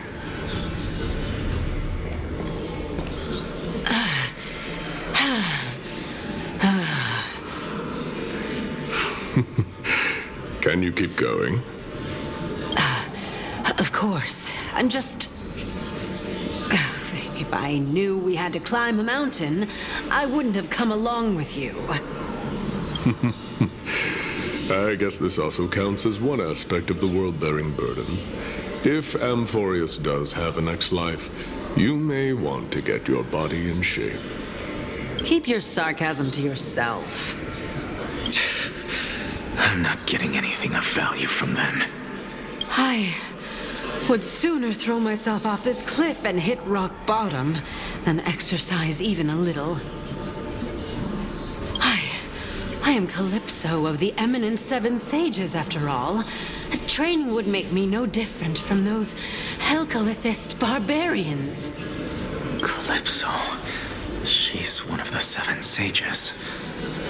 A member of the Grove? No, she can't be. I would know her name if she really were one of the Seven Sages. Hey, Cerces. Does the name Calypso ring a bell? Cerces? They're gone. Doesn't matter. I can do this myself. Looks like I'm nearly there now. The land of the dead.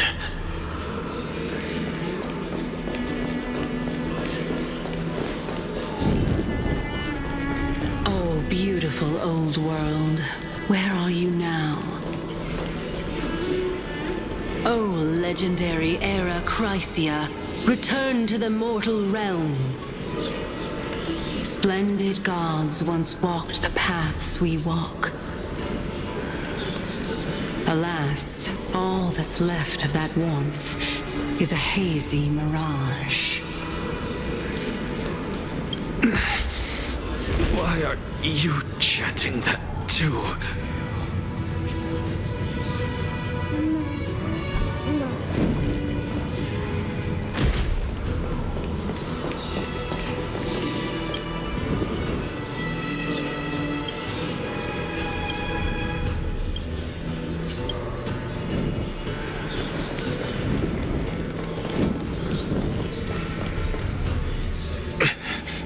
We're here, finally. So, I don't get to ask the Titan my question, but all of you make for a pleasant surprise, nonetheless. Very well then, let me uncover the truth for myself.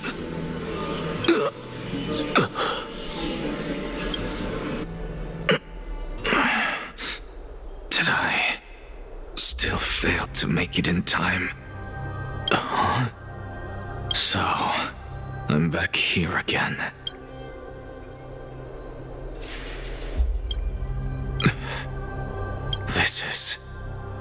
I can hear it.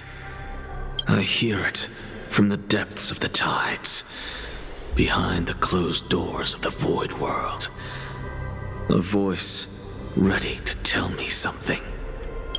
This time, the voice is a lot clearer than before.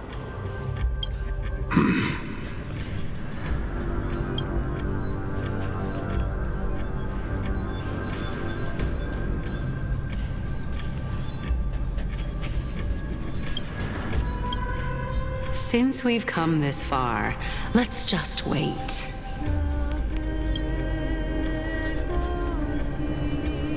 Lord Nias and Miss Calypso, are you both here to visit Chaos too?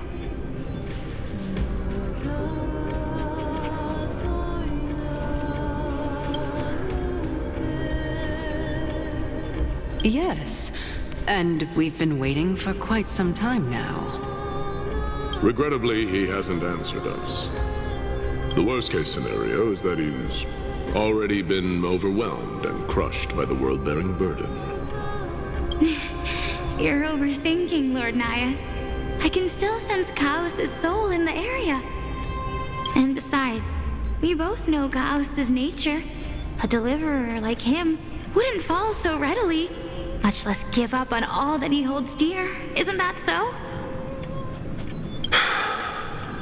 Yes, I have faith in him. That reminds me. Why are you making this trip alone, Polixia?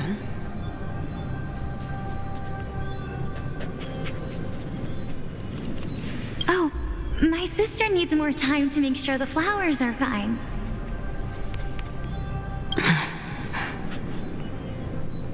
Such a pity. Both of you have hearts kinder than anyone else. Yet you are born only to take over Thanatos' divinity. Everything that I see and hear this time has left me shaken to the core. What may seem like a mundane conversation is in truth a once-in-a-lifetime exchange that has revealed the ultimate answer to Cerces' question. The conjecture has taken shape and must now be solidified into a theorem. Next, I only need to seek verification from Kefali. By doing so, I can answer Cerces' question and reclaim my body. But no, I will not do that. That isn't important. Because another one of my conjectures, one that I have always dreamed of proving, has been proved right this very instant. Fusing a mortal soul with that of a Titan to replace said Titan is not a ludicrous idea after all.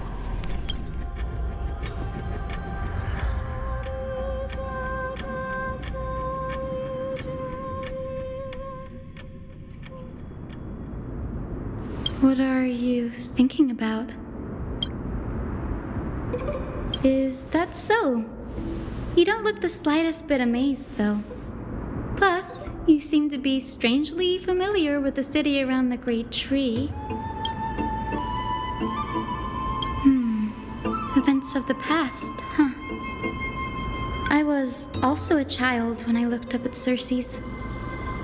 Their leaves and branches reflected the sparkling stars, and their trunk was like a pillar that supported the sky and ground.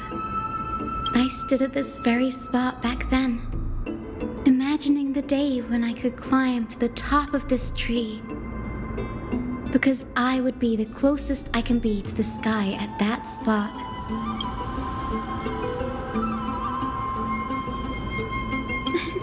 Don't read too much into it. I mean, can mortals even hope to reach Aquila's realm? They're a strict and draconian god, nothing like cerces. Reason is willing to share what is theirs with others, but Sky only expects people to revere them. You get what I'm saying, right, Denny? After all, the titan that imprisoned you and Grey here in Amphoreus is none other than Aquila themselves. But there will always be people who dream of soaring towards the sky. The Grove has a wealth of research on Aquila, and that is exactly what we are here for. It's just, I never thought Grey would meet with something like that before we set off. As a physician, I should have been there by his side.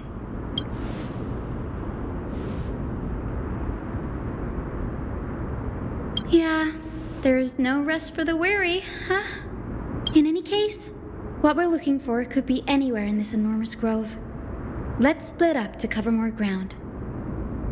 Danny, with your skills, I'm sure those monsters born of the Black Tide will pose no threat to you anyway. Have you forgotten that you're talking to the chief physician of the Twilight Courtyard? Have more faith in me. I'll be just fine.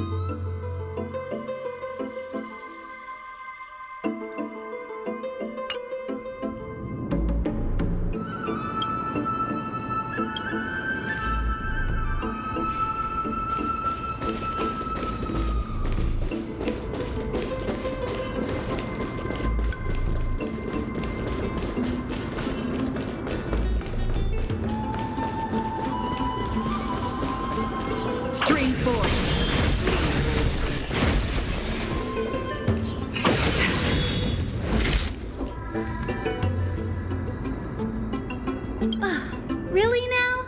This is way more trouble than I could have asked for. Or you could sit back and watch. I'm kidding, Danny. Lend me a hand, pretty please? All right, now let's get him!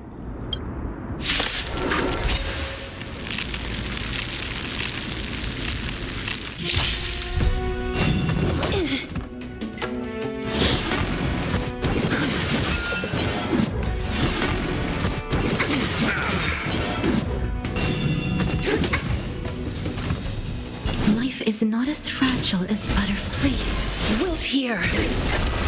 Receive divinity. Don't worry, it's just a scrape.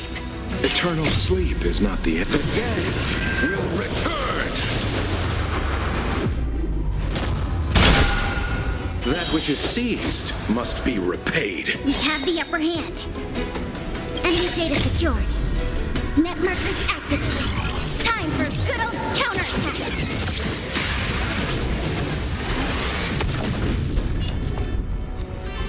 Inputting commands.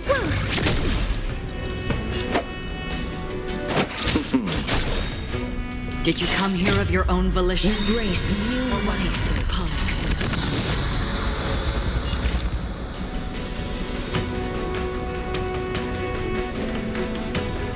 Where are you going?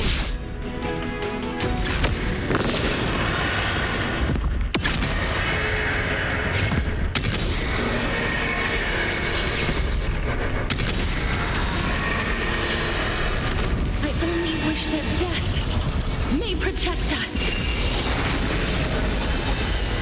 Please cherish the time. I weep for the departed.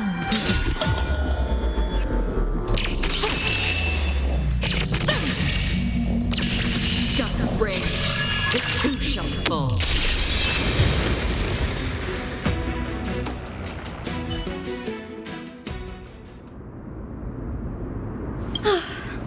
The Black Tide is remarkably quick to detect the light of Amphoreus. So or rather, the blessings of the Sky Priest in me, might have unknowingly called them to me. Anyway, never mind that for now. Here, you might want to have a look at this. I found it around here and thought it might be of interest to you.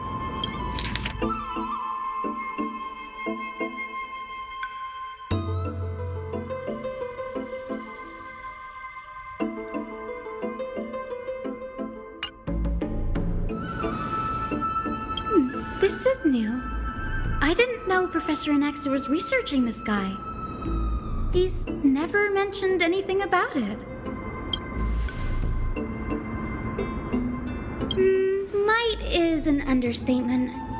Anaxa has never been one to venerate the gods, nor has he ever found it within himself to put any faith in the prophecy. People have come to think of him as a heretic, even in a place as liberal as the Grove. Yet, it is also this very blasphemer that Cerces favors. Fate sure works in mysterious ways.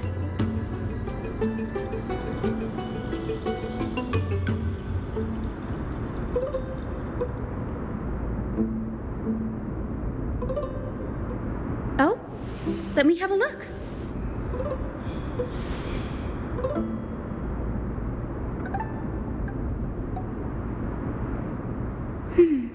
By the looks of them, these scrolls are records of two conversations that took place in the same setting, one after the other.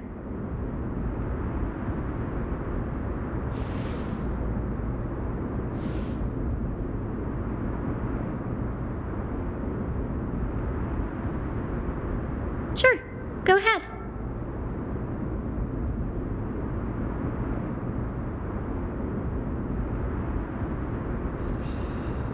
The Grove of Epiphany is home to 7 schools of thought.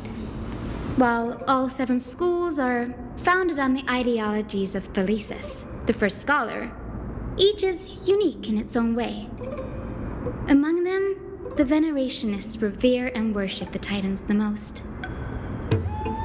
As the sage of the Venerationists, Euthyphro has always been at loggerheads with Anaxa. If we were to place the 7 sages on the scales of Talanton, Anaxa and Euthyphro would be placed on opposite sides to achieve balance.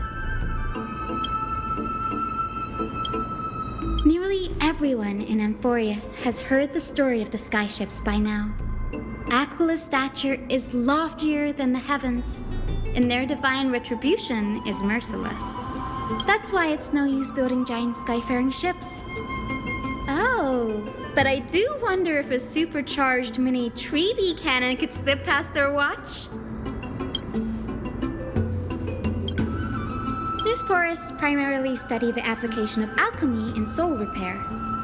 Everyone considers Anaxa a blasphemer, but that has never stopped him from sharing his ideas, no matter how taboo. If you must say that he's hiding something, then it's likely what lies beneath his eye patch. Anaxa often says that every failure brings us one step closer to the truth. Perhaps, to him, the crash of the skyship carries a different interpretation. The firmament is not impenetrable. On the contrary, it was precisely because the skyship represented the first step toward breaking free from the shackles of the earth that it provoked the wrath of the Sky Titan and brought divine punishment upon itself. It's a shame that the majority of the Grove's research on Aquila was headed by the Venerationists, with sacrificial rituals making up a predominant part of their findings. Discourse about more esoteric subject matters in relation to Aquila dwindled even further after the skyship incident. So much so that even this scroll is completely new to me.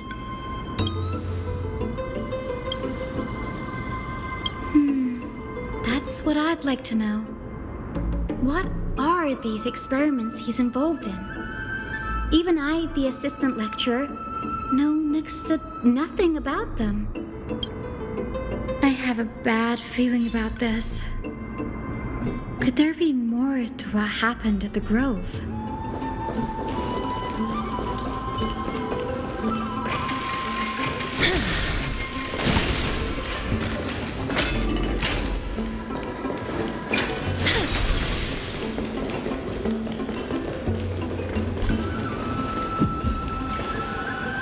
This is the Library of Philia, a place where the Grove stores its collection of tomes. Other than books written by the 7 schools, you can also find philosophical texts, ballads, and religious writings from the Outlands here. Cities that desire to learn from the Grove were apparently expected to contribute knowledge of equal value to what they sought. We've had more than our fair share of hilarious episodes over the years. For instance, it's said that the Erythrocheramists once borrowed a manuscript from a certain author, but ended up returning a copy instead of the original. What's more, the original manuscript was supposedly then hidden here. Nice? No need to hold yourself back, Danny. You can just tell it like it is. Their behavior was no different from bandits. Whew. You've got me there. Some said you couldn't even find a dictionary in Castrum Kremnos, so I guess they were spared. There are too many books in the Library of Philia. Flipping through them all will take too long. Why don't we use the biblioslate to search for the texts we need? We can bring them back to Occama for reading after that.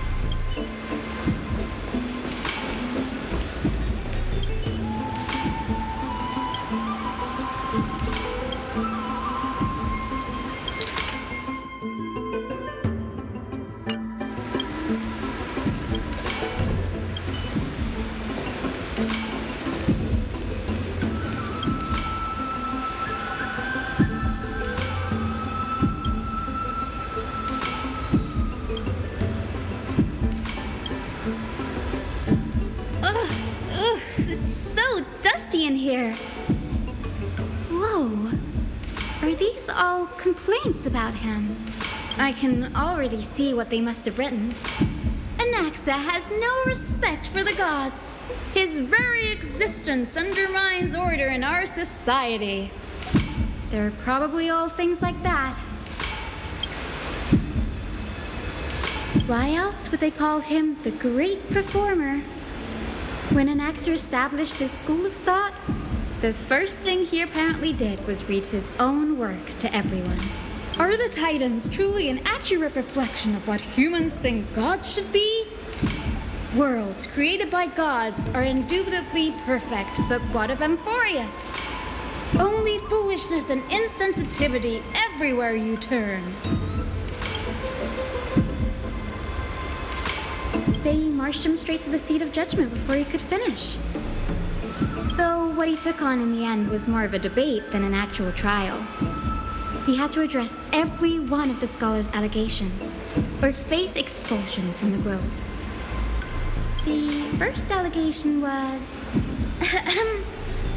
Do you agree that since the Titans created the heavens and earth, so the mountains, rivers, and seas must likewise be their creations?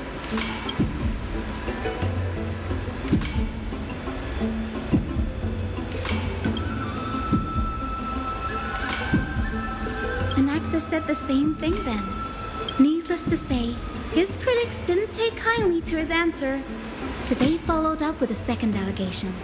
You claim to be studying souls, yet you are, in fact, defiling them and committing acts condemned by the gods. Do you admit it? Anaxa always wears an eye patch, never removing it, even when alone. Some say he used one of his eyes as an alchemical ingredient. Every being in the world owes their safekeeping to Kifili, and this is even more so for the Chrysos heirs who have divine blood coursing through them.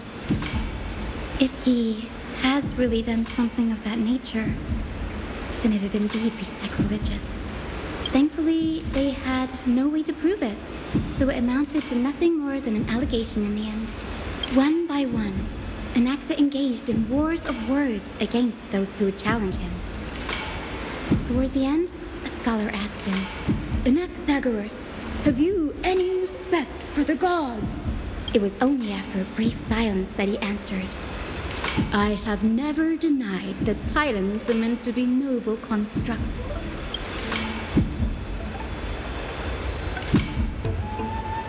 Yes, I'm not sure how that controversy was eventually resolved, but what's for certain, at least, is that Anaxa was allowed to stay in the grove where he continued his research, despite being regarded as a heretic. By the way, this stack of complaint letters has reminded me of a place in the grove. We may find clues there that aren't on the teleslate. I'm talking about Anaxa's alchemy lab, hidden between the cornerstones. It's a well-kept secret. Among the 7 sages, excluding the nominal chief sage, each has a private sanctuary where they can conduct research undisturbed in their free time. Even the administrators of the Library of Philia are restricted from accessing those places and documenting the sage's research.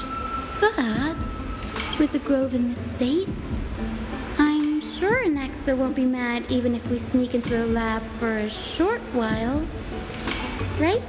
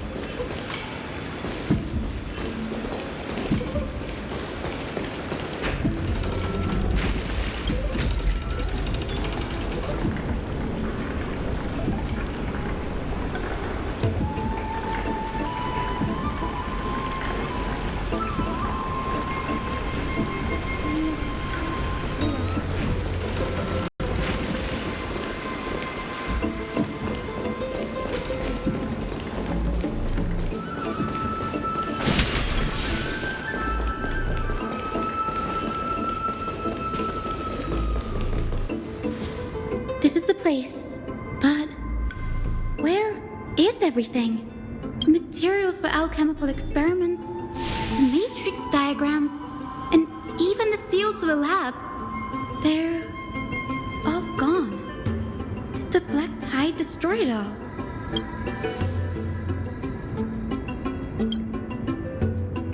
No, not even close. Not only are alchemy experiments high-risk activities, but Professor Anaxa also has a penchant for using bizarre materials. Students often saw him walk in looking bright as rain, but come out covered in soap with his hair singed. Naturally, no one dared to come near this place. Huh? That bookshelf over there seems to be the only thing still intact.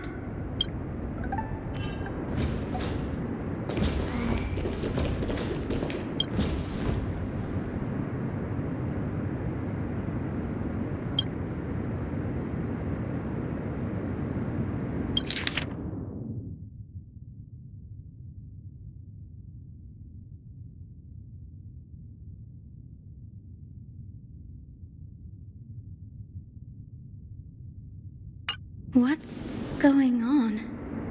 Anaxa is conducting research on our friends in Alchema and... me?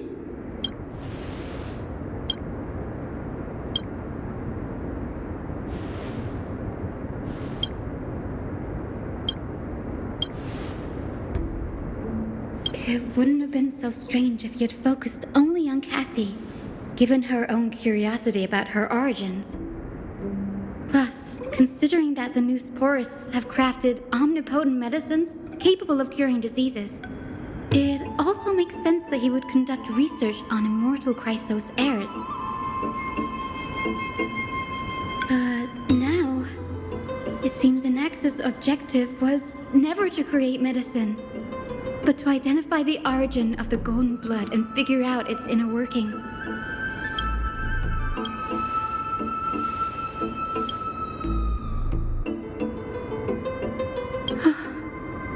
Danny, look at this. I have a bad feeling about this.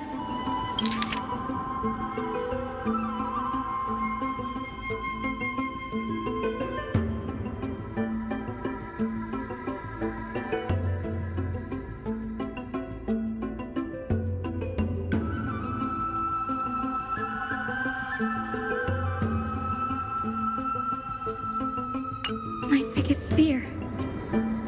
It's come true. After going through his notes, I think I can piece it all together now. Anaxa was carrying out experiments on soul transmutation. Yes, this is what he was secretly conducting research on. Something he had to keep hidden from others. Compared to his public speeches, this is the real blasphemy. Oh, I just thought of something. Do you remember? When the black tide was approaching, the Grove had planned to send Cerces' core flame to a safe place. But an accident happened along the way, and Anaxa lost his life in the process. That's right. But what if Professor Anaxa's fusion with the core flame of reason wasn't an accident?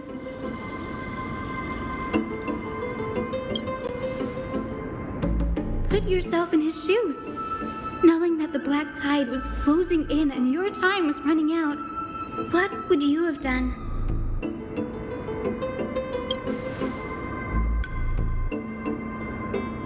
Exactly.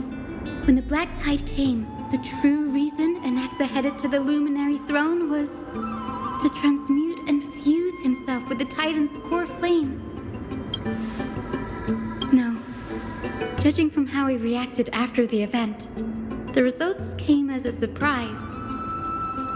Maybe he failed to consider the possibility that Cerces would make a similar decision. The manuscripts detailing all the alchemical formulae have been taken away. His research is still ongoing. Like, what?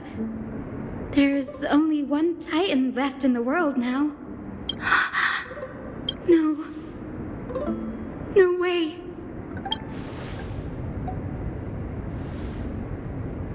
He's after Kefali.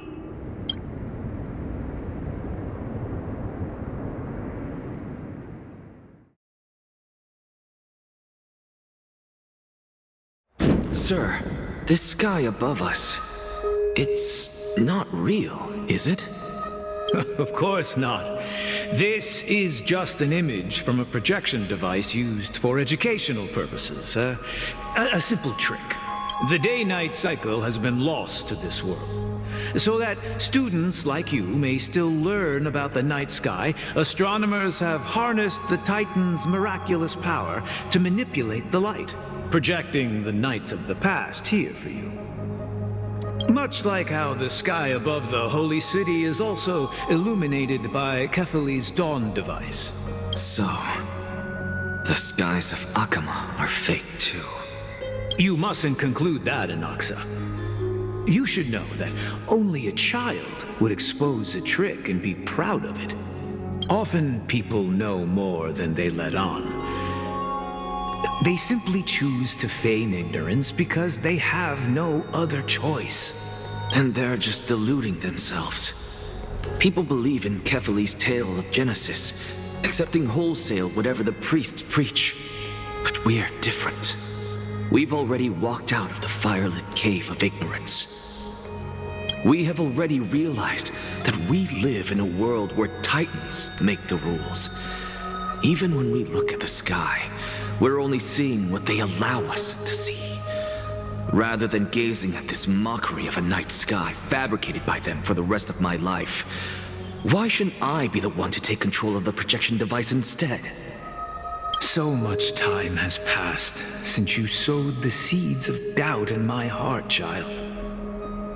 Many a night, I find myself penning down all my theories and wild ideas, only to burn them to ashes when I open my eyes in the day. Why? Because we'll face death by burning if word gets out? As a sage of the Venerationists, my soul has already become inextricably linked to the great tree. Every word I say and every move I make is certain to influence every leaf, every branch, even the tree itself. But above all else, my days are numbered. Instinctively, I have my doubts about the golden blood and the human soul, yet I have no means of verifying them. The golden blood in my veins is woefully thin, and I am loath to waste what little time I have left obsessing over a hypothesis that cannot even be proven in the first place. But I can, sir. I can do it for us. The time is right. Give me all that I need, and I shall accomplish this grand feat on your behalf. You're right. I shall do just that. In the next meeting of the sages, I will spare no efforts fighting for the rights you deserve. Go. Establish your own school of thought. Find out what we are. Become the one who conquers the ultimate truths of the world. Child of humanity, you didn't go to such lengths for an audience with Kefali. Just ask him a few questions, did you? So, you figured it out. If I were as foolish as Adromus, perhaps I'd throw myself down and prostrate before their greatness, begging for the gods' prophetic wisdom. Well, sorry to disappoint, but I'm no Dromus. Alas, I am a human, standing tall on 2 feet, possessing both intellect and pride. Before such power, does it make any difference whether you're a human or a Dromus? I'm sure you're familiar with the story of the Styxians. When the raging waves threatened to swallow them, they didn't just give up and become sitting ducks. No. They constructed a dam that kept the roaring tide at bay, chaining down the mad Fagusa. They call me a blasphemer, Cerces. But that doesn't mean I deny the existence of gods. It's just... as I see it, Titans are simply a force that mankind has yet to find a way to tame. Oh? If power that rivals the Titans is what you crave, why not conform to the prophecy and brave the trial? Why stop at harnessing the power of the Titans when I can do so much more? The source of life is what I wish to grasp, to understand what makes up the soul, and to learn what we really are. Thanks to you, I've had the chance to personally verify, in more ways than one, that the soul indeed ceases to exist in death. But where there is death, there is life. And where there is an end, there must also be a beginning. How then is a soul born? That was the only unknown variable left in my calculations. And by the sound of it, you have already formed a conjecture. No, I have already drawn a conclusion. In my journey unto death just now, I finally saw the answer with my own eyes. Professor Anaxa, I'm here. Her life hangs by a thread. I must ask you to refrain from taking any unnecessary steps. Of course. I'll bring this to a conclusive end and give you the answer you so desire. However, in accordance with the principle of equivalent exchange, I must also demand from you what I need. As you wish. Don't you care to know what the price might be? It's a matter of uncovering the truth about the Death Titan and her survival. This may be the only time I can ever save someone's life. There is no need for me to think twice. I see. In that case, let the show begin. Indulge me. Am I correct to say that you intend to prove Thanatos' whereabouts and prove the nature of our existence now? Before I begin, I must confess I had been stuck in a cognitive trap all this time. As unrelated as these two propositions may seem at first glance, they are in fact logical equivalents. They are merely two different ways of telling us about what the soul is at its core. The reason I say this is as I've mentioned earlier. The answer was hidden in my journey unto death. Anaxa, you were in the Netherrealm? Yes, I am but a living dead man now, but that's not important. What truly matters is, I overheard a conversation between heroes. That's not all. Remember how I said you were a part of that conversation too, Cerces? And I've told you that I have no recollection of such an event. That was likely just an illusion conjured up by the mind of a dying man. Of course you would remember, because that wasn't you. That was Calypso, one of the 7 sages of the Grove. Calypso? Huh? Oh, that's the name I made up on a whim when speaking to this girl. How do you know of it? And surely you jest. Don't you think I, of all people, would know if that were the name of one of the 7 sages under the shade of my tree? Don't you claim to know the Grove's past like the back of your hand?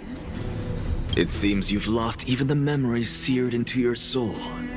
Use your head, Cerces. Since all of this took place in the realm of the dead, it stands to reason their likenesses are of souls from the past. The living cannot step foot into that world, so who could they be? Think about Calypso. Why does she share your likeness? Yet you have no idea who she is. The answer is evident, is it not? Those fallen heroes are the mortal incarnations of the Titans before their ascensions to godhood. The gods aren't master creators born out of thin air, and they are no different from humans, because they all evolved from one. Does this answer disappoint you? Yes, because you've answered nothing. If I truly was once human, as you claim, then where do the children of humanity come from? Even on the off chance that you speak the truth, this brings us no closer to grasping Thanatos' whereabouts. How are we to find them? I knew you would say that, but it matters not. I know what I'm doing. Actually, why don't we have this supreme being standing before us tell us everything?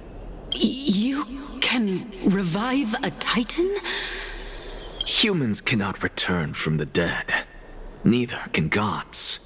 But all we need to do is look at this from a different perspective, and the problem will resolve itself. The solution is simple. Just like what you did to me. If I'm reborn as Kefali, I can rebuild the world and all within it as they once did. Simple, is it not?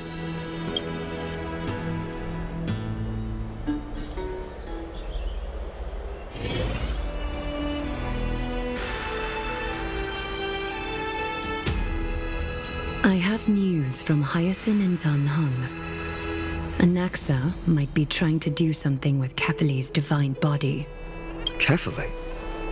But what could Anaxa want? Is the Council of Elders going to sit around and let such a sacrilegious act unfold? That is not possible. He is indeed the great performer, capable of fooling anyone and everyone with his tricks. I'm sorry. No need for guilt, for this is good news to us. The Council of Elders has found themselves a traitorous ally. Anaxa's ambitious desires will be something we can exploit. What we should be doing now is to keep our eyes peeled for whichever trickery Kynus is up to, and react accordingly to thwart her plans. Being Akima's political center, the Demigod Council holds just as much significance as the Vortex of Genesis. Someday, after my duty is over, this site will take the place of the battlefield where you hunt gods, become the next challenge you are to overcome. Till then, it's best to get used to this place as soon as possible.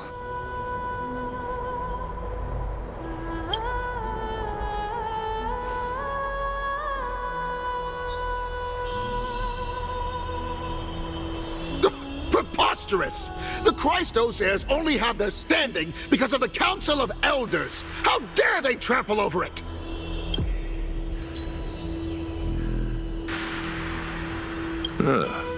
It's been a while.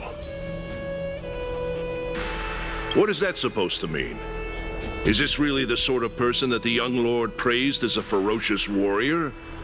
It has indeed been some time, Lord Crateros. What brings you here in such haste? Shh! Keep it down. Be more vigilant. See those duplicitous dogs over there? They do the dirty work for Kynus. I've already ordered my people to hold them back, but we should still lay low. Unless you're itching for a bloody fight to get a workout in. My bad. So, did something happen? Did you hear thunderclaps last night? Thunderclaps are beacon signals of strife. They are a message from the young lord. He threw a spear bearing several words at Akama. Watch out. The Flame Reaver is back. I guessed as much. We didn't actually kill them back at the Kremnos arena. I figured this is something you would want to know. We Kremnoans never back down from a fight. So if you plan to take that thing down in a battle, reach out to me anytime. You have my gratitude. I will let Aglaea know about this right away. Remind her to be on her toes while you're at it. That vicious kindness has been unusually active lately. Those lackeys she keeps under cover have been going in and out of the city a lot more frequently these days. Some even seem to be getting Kremnoans to defect to the council. Get off the stairs! That's... Looks like you can see it for yourself. We should get back. Thank you for the intel, Lord Crateros.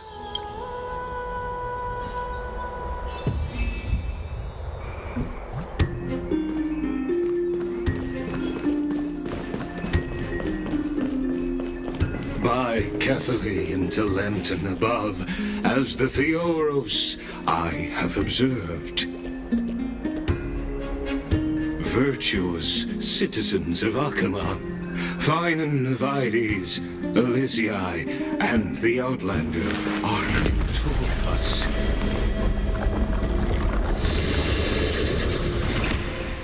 They're here. The Chrysos heirs are here. Oh, I should have gone back home to fetch a sacrificial vessel, some floral crowns, and frankincense to burn and offer. Oh, Titans! Please, forgive these arrogant and self-conceited heroes!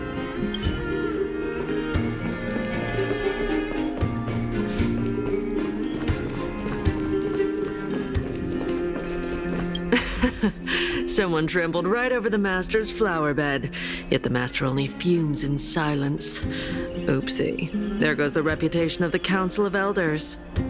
Whose side am I on? Why, I'm all for the Council of Elders to reclaim their authority, of course.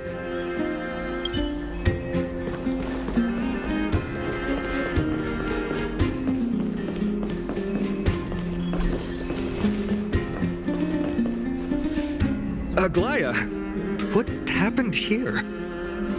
I know about the poisonous fangs of that king snake through the golden threads. In the past, I would be confident about keeping her in check, but I admit I am now unable to do so. What do you mean? It is no longer about eloquence or arguments. I have been a demigod for far too long that I hardly have any humanity left.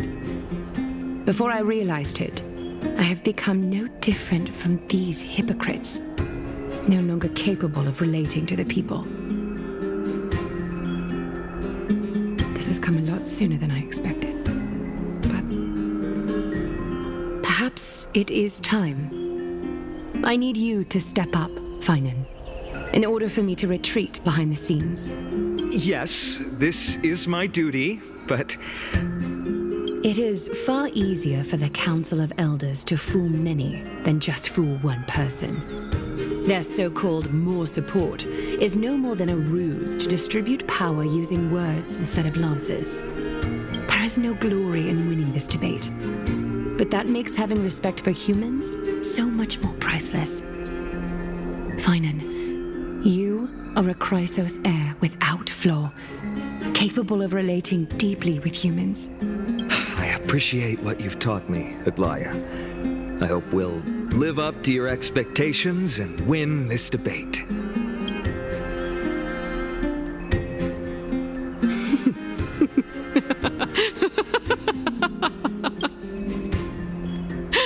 Oh, you've done well, Lord Calictus. Let me take over and personally close this debate for today. Dearest counselors, let it be known that I sorely miss the blissful times portrayed in lyrical poems. Back then, Amphoreus was home to nearly 1,000 cities, each with their own local faith, while gods walked the earth and shared close bonds with humans. Yet, in the present, people from all over are forced to leave their homeland to seek refuge in the holy city where they hope to rest under Kephales's protection. All of us have long been in the same boat with no way out of this plight. We didn't have a choice in the past, but now The Council of Elders brings to the table a new possibility. All I have left is one question for you. Would you rather strive toward the unheard of Era Nova, or return to the prosperous Era Chrysia of our past? Make your choice. Now, which of the two would lead mortals to an ideal future?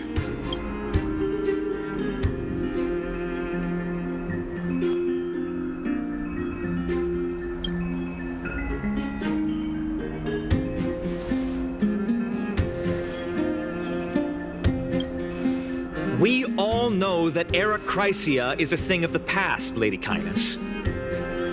Please, enlighten me. How does the Council of Elders plan to turn back time? Let the 3 Titans of Calamity be born, and Era Chrysia is nevermore. But bring demise to those Titans, and Era Chrysia will descend upon us again.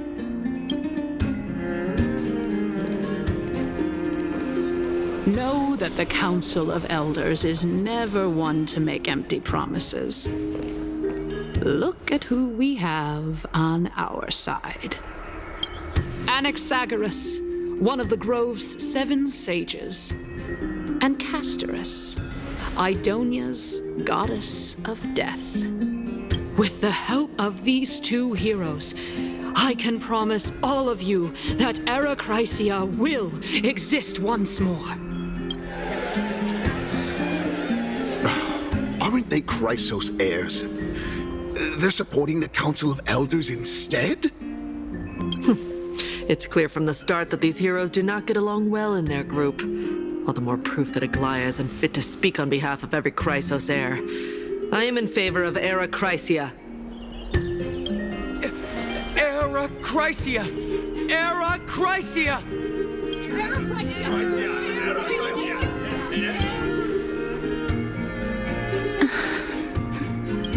Castorice? Why are you standing over there? You finally arrived, Anaxa. So have you, Cass. Don't worry, Aglaea. Well, I know that you have many queries. Could you continue to converse like how the citizens normally do? Tell me, dear citizens, if we successfully retrieve and return Thanatos' core flame without anyone passing the Death Titan's trial, what would happen next? The answer is simple. We will have a chance to rid the world of death and bring Amphoreus back to an era when all beings live forever. We'll usher in a new future that will be entirely different from the flame chase journey. He's one of the 7 sages. That's impossible. Your proposal is much too idealistic. As long as the Black Tide still exists, how can we go back to the old days? Remember what I previously said? Kephale's core flame is guarded by the secret power of the Council of Elders. Plus, Fagusa's water curtain will be able to block out any external perceptions. Tell me, dear citizens, have any of you ever seen even a glimpse of the threat that this person is talking about anywhere within the walls of this majestic holy city?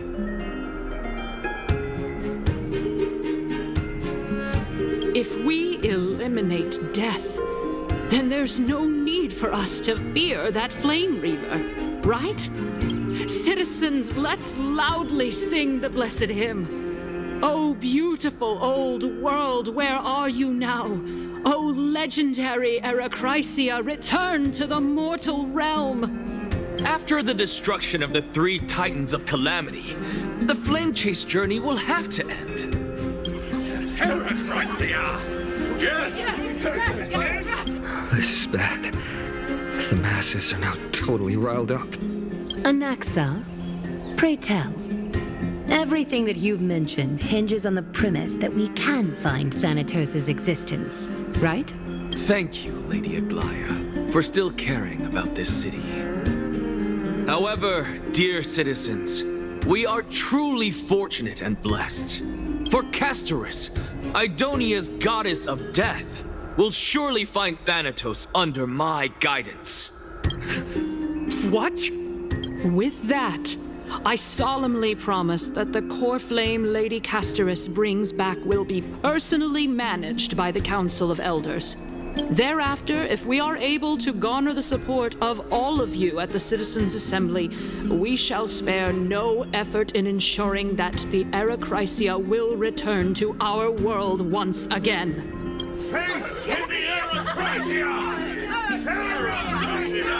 With the balance shattered, the result is clear. Buy carefully into Lent and above, as the Theoros I have observed. Akama has chosen her destiny. The issue up for discussion at this Citizens' Assembly shall be modified to the suspension of the flame chase journey. This resolution shall be put up on the Wall of Heroes, such that all citizens are aware of the city's way forward.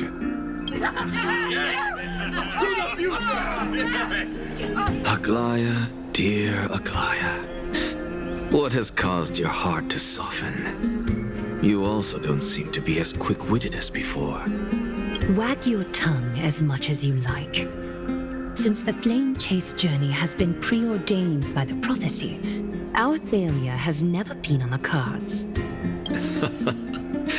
Well then, I guess we'll find out if that's true at the Citizens' Assembly.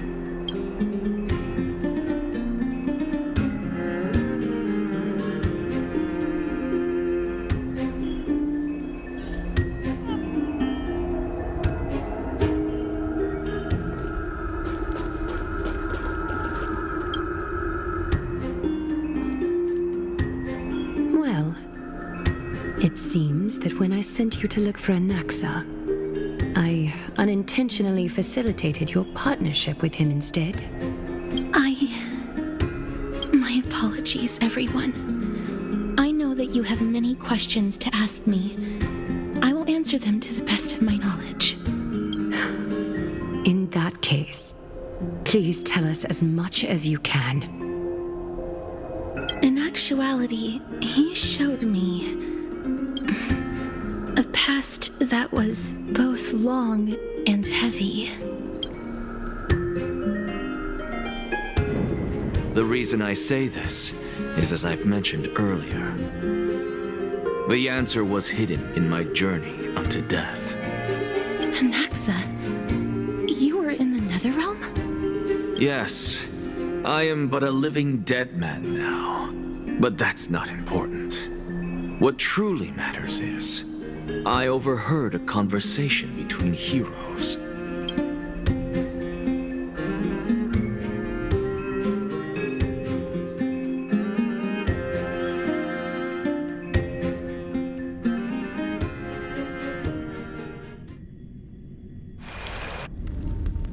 Have you heard of this tale before?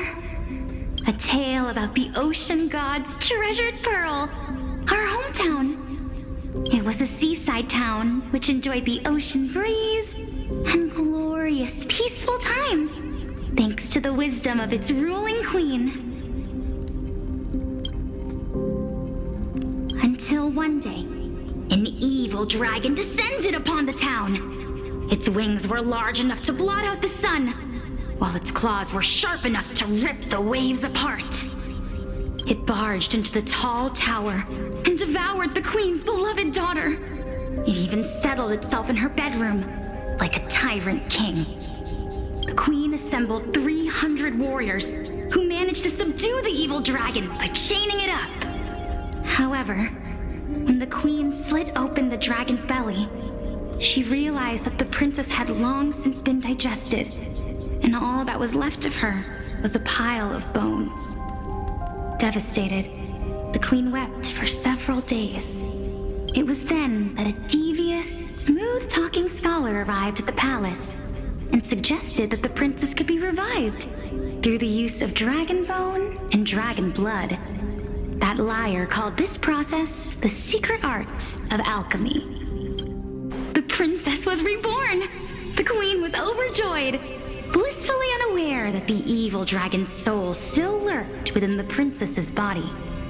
As revenge, the evil dragon swallowed the poor queen, the glib liar, the courageous warriors, and all of the town's innocent civilians in a single gulp. Worse still, the souls of the deceased refused entry to the Netherrealm because they were filled with regret.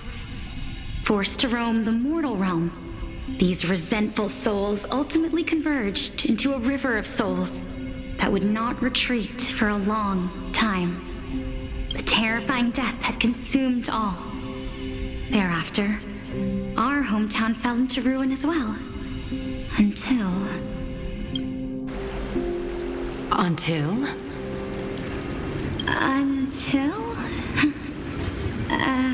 Actually, I don't know what happened next either. Oh, my...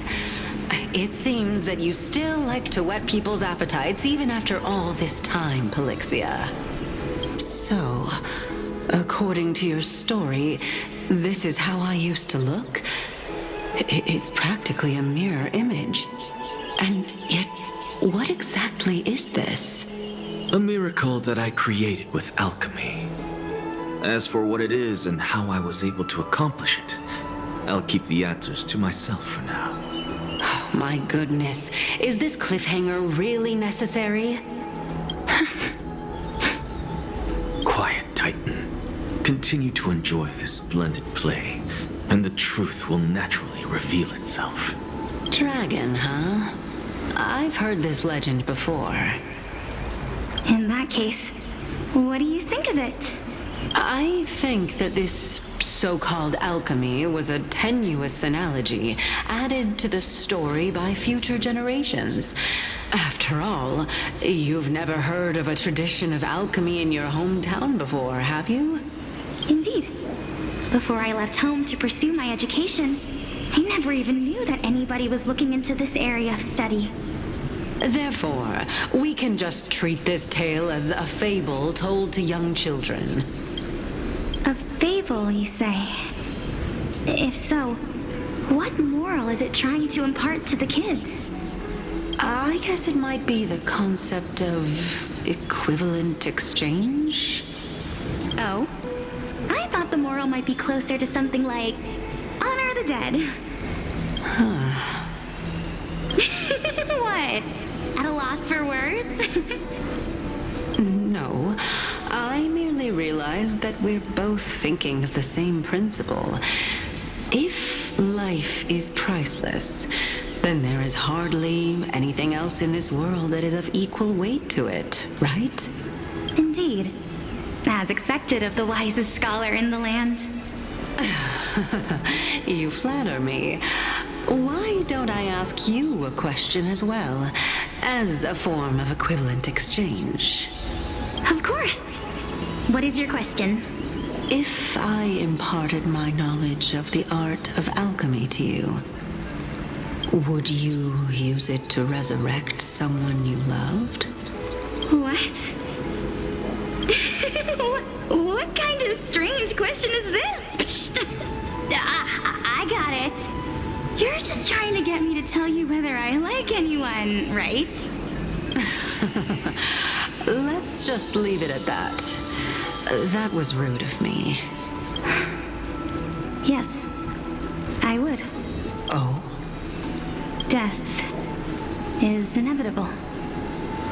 In the days to come, I'm certain that someone whom I cherish deeply will leave me for good.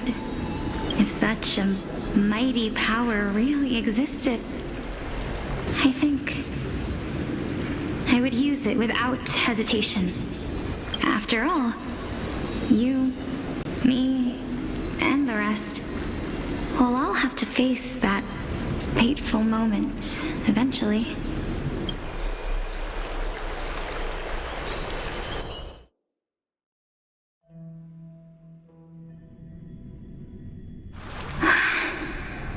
My time is finally here. However, perhaps because of my firm belief in the immeasurable value of life, I unable to complete the trial. You shall wither, and through that, the dead will sprout again from the remains, and be reborn with the dead flame. It is a pity that fate is such a cruel mistress. Is there no other way of interpreting those words? I'm afraid that the meaning is clear. Between my sister and me, one must pay the price. Our trial can only be completed when the one chosen sacrifices her life. I'm afraid that the prophecy might even have selected a pair of twins for this exact purpose. Fortune makes fools of us all. My sister is prepared to sacrifice herself. And yet, I can't do the same. How absurd. My time is almost up, but I'm still afraid to welcome death. What should we do? If I'm ultimately not able to make up my mind... Since Chaos is willing to guide all of us and leave this trial to the end, there is still plenty of time for you to ponder. That's right. Don't allow the fog of an uncertain future to cloud your mind. Trial, prophecy, the topics that they're discussing seem familiar. But these three people must not have left their names in the epics. Otherwise, I would have some recollection of this. Amphoreus's history before the Titans were born was complete chaos. Is that not strange by itself? I have long held three hypotheses about this. However, let's continue watching for now. Calypso, Polixia, and this warrior. I seem to have met him somewhere before. Regarding this matter, Nias, are you confident that you'll complete your trial? Of course. Though, I am worried about what will happen once I've emerged victorious.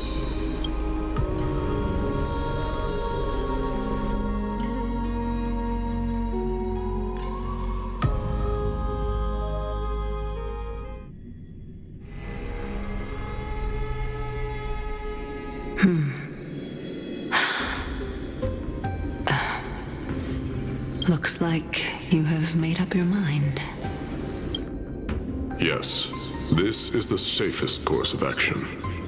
Completely separating courage, honor, tenacity, sacrifice, and reason. You really know how to make things difficult. Please, young lady, witness my fall and demise. Lady Calypso, you shall host the soul-rending ceremony. I do not understand.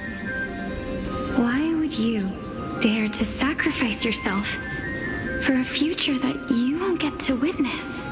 Because this is our destiny. The power that resides within me is so intense that I will one day be engulfed by it. Furthermore, a valorous death before glorious return has always been the path I chose to walk.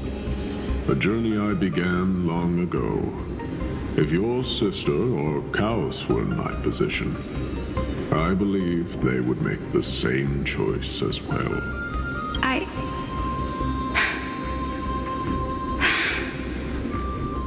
I'm not that brave. I don't know how I'm supposed to face such a serious affair. Despite being Death's chosen one, it seems you still don't know how to face it. Let's chat, young lady. Perhaps I shouldn't end my journey so hastily. Since there's still time, I'm not worried about letting fate wait a little longer. Of course. This warrior is Lord Nias. As the embodiment of Nikador's divinity, he entrusted his life to us and allowed humankind to end his madness. That means that what I'm currently seeing before my eyes is, in fact... Looks like one hypothesis of mine has already been proven true. These heroes are the true forms of the Titans, before they attain their divinity. If so, the chosen one of death that he speaks of is actually... Polixia? Is the previous form of Thanatos? But her appearance... If this is true, as long as we can find out where she went, we'll naturally be able to figure out the location of the Death Titan. But before that, we first need to witness what ultimately happened to Lord Anias.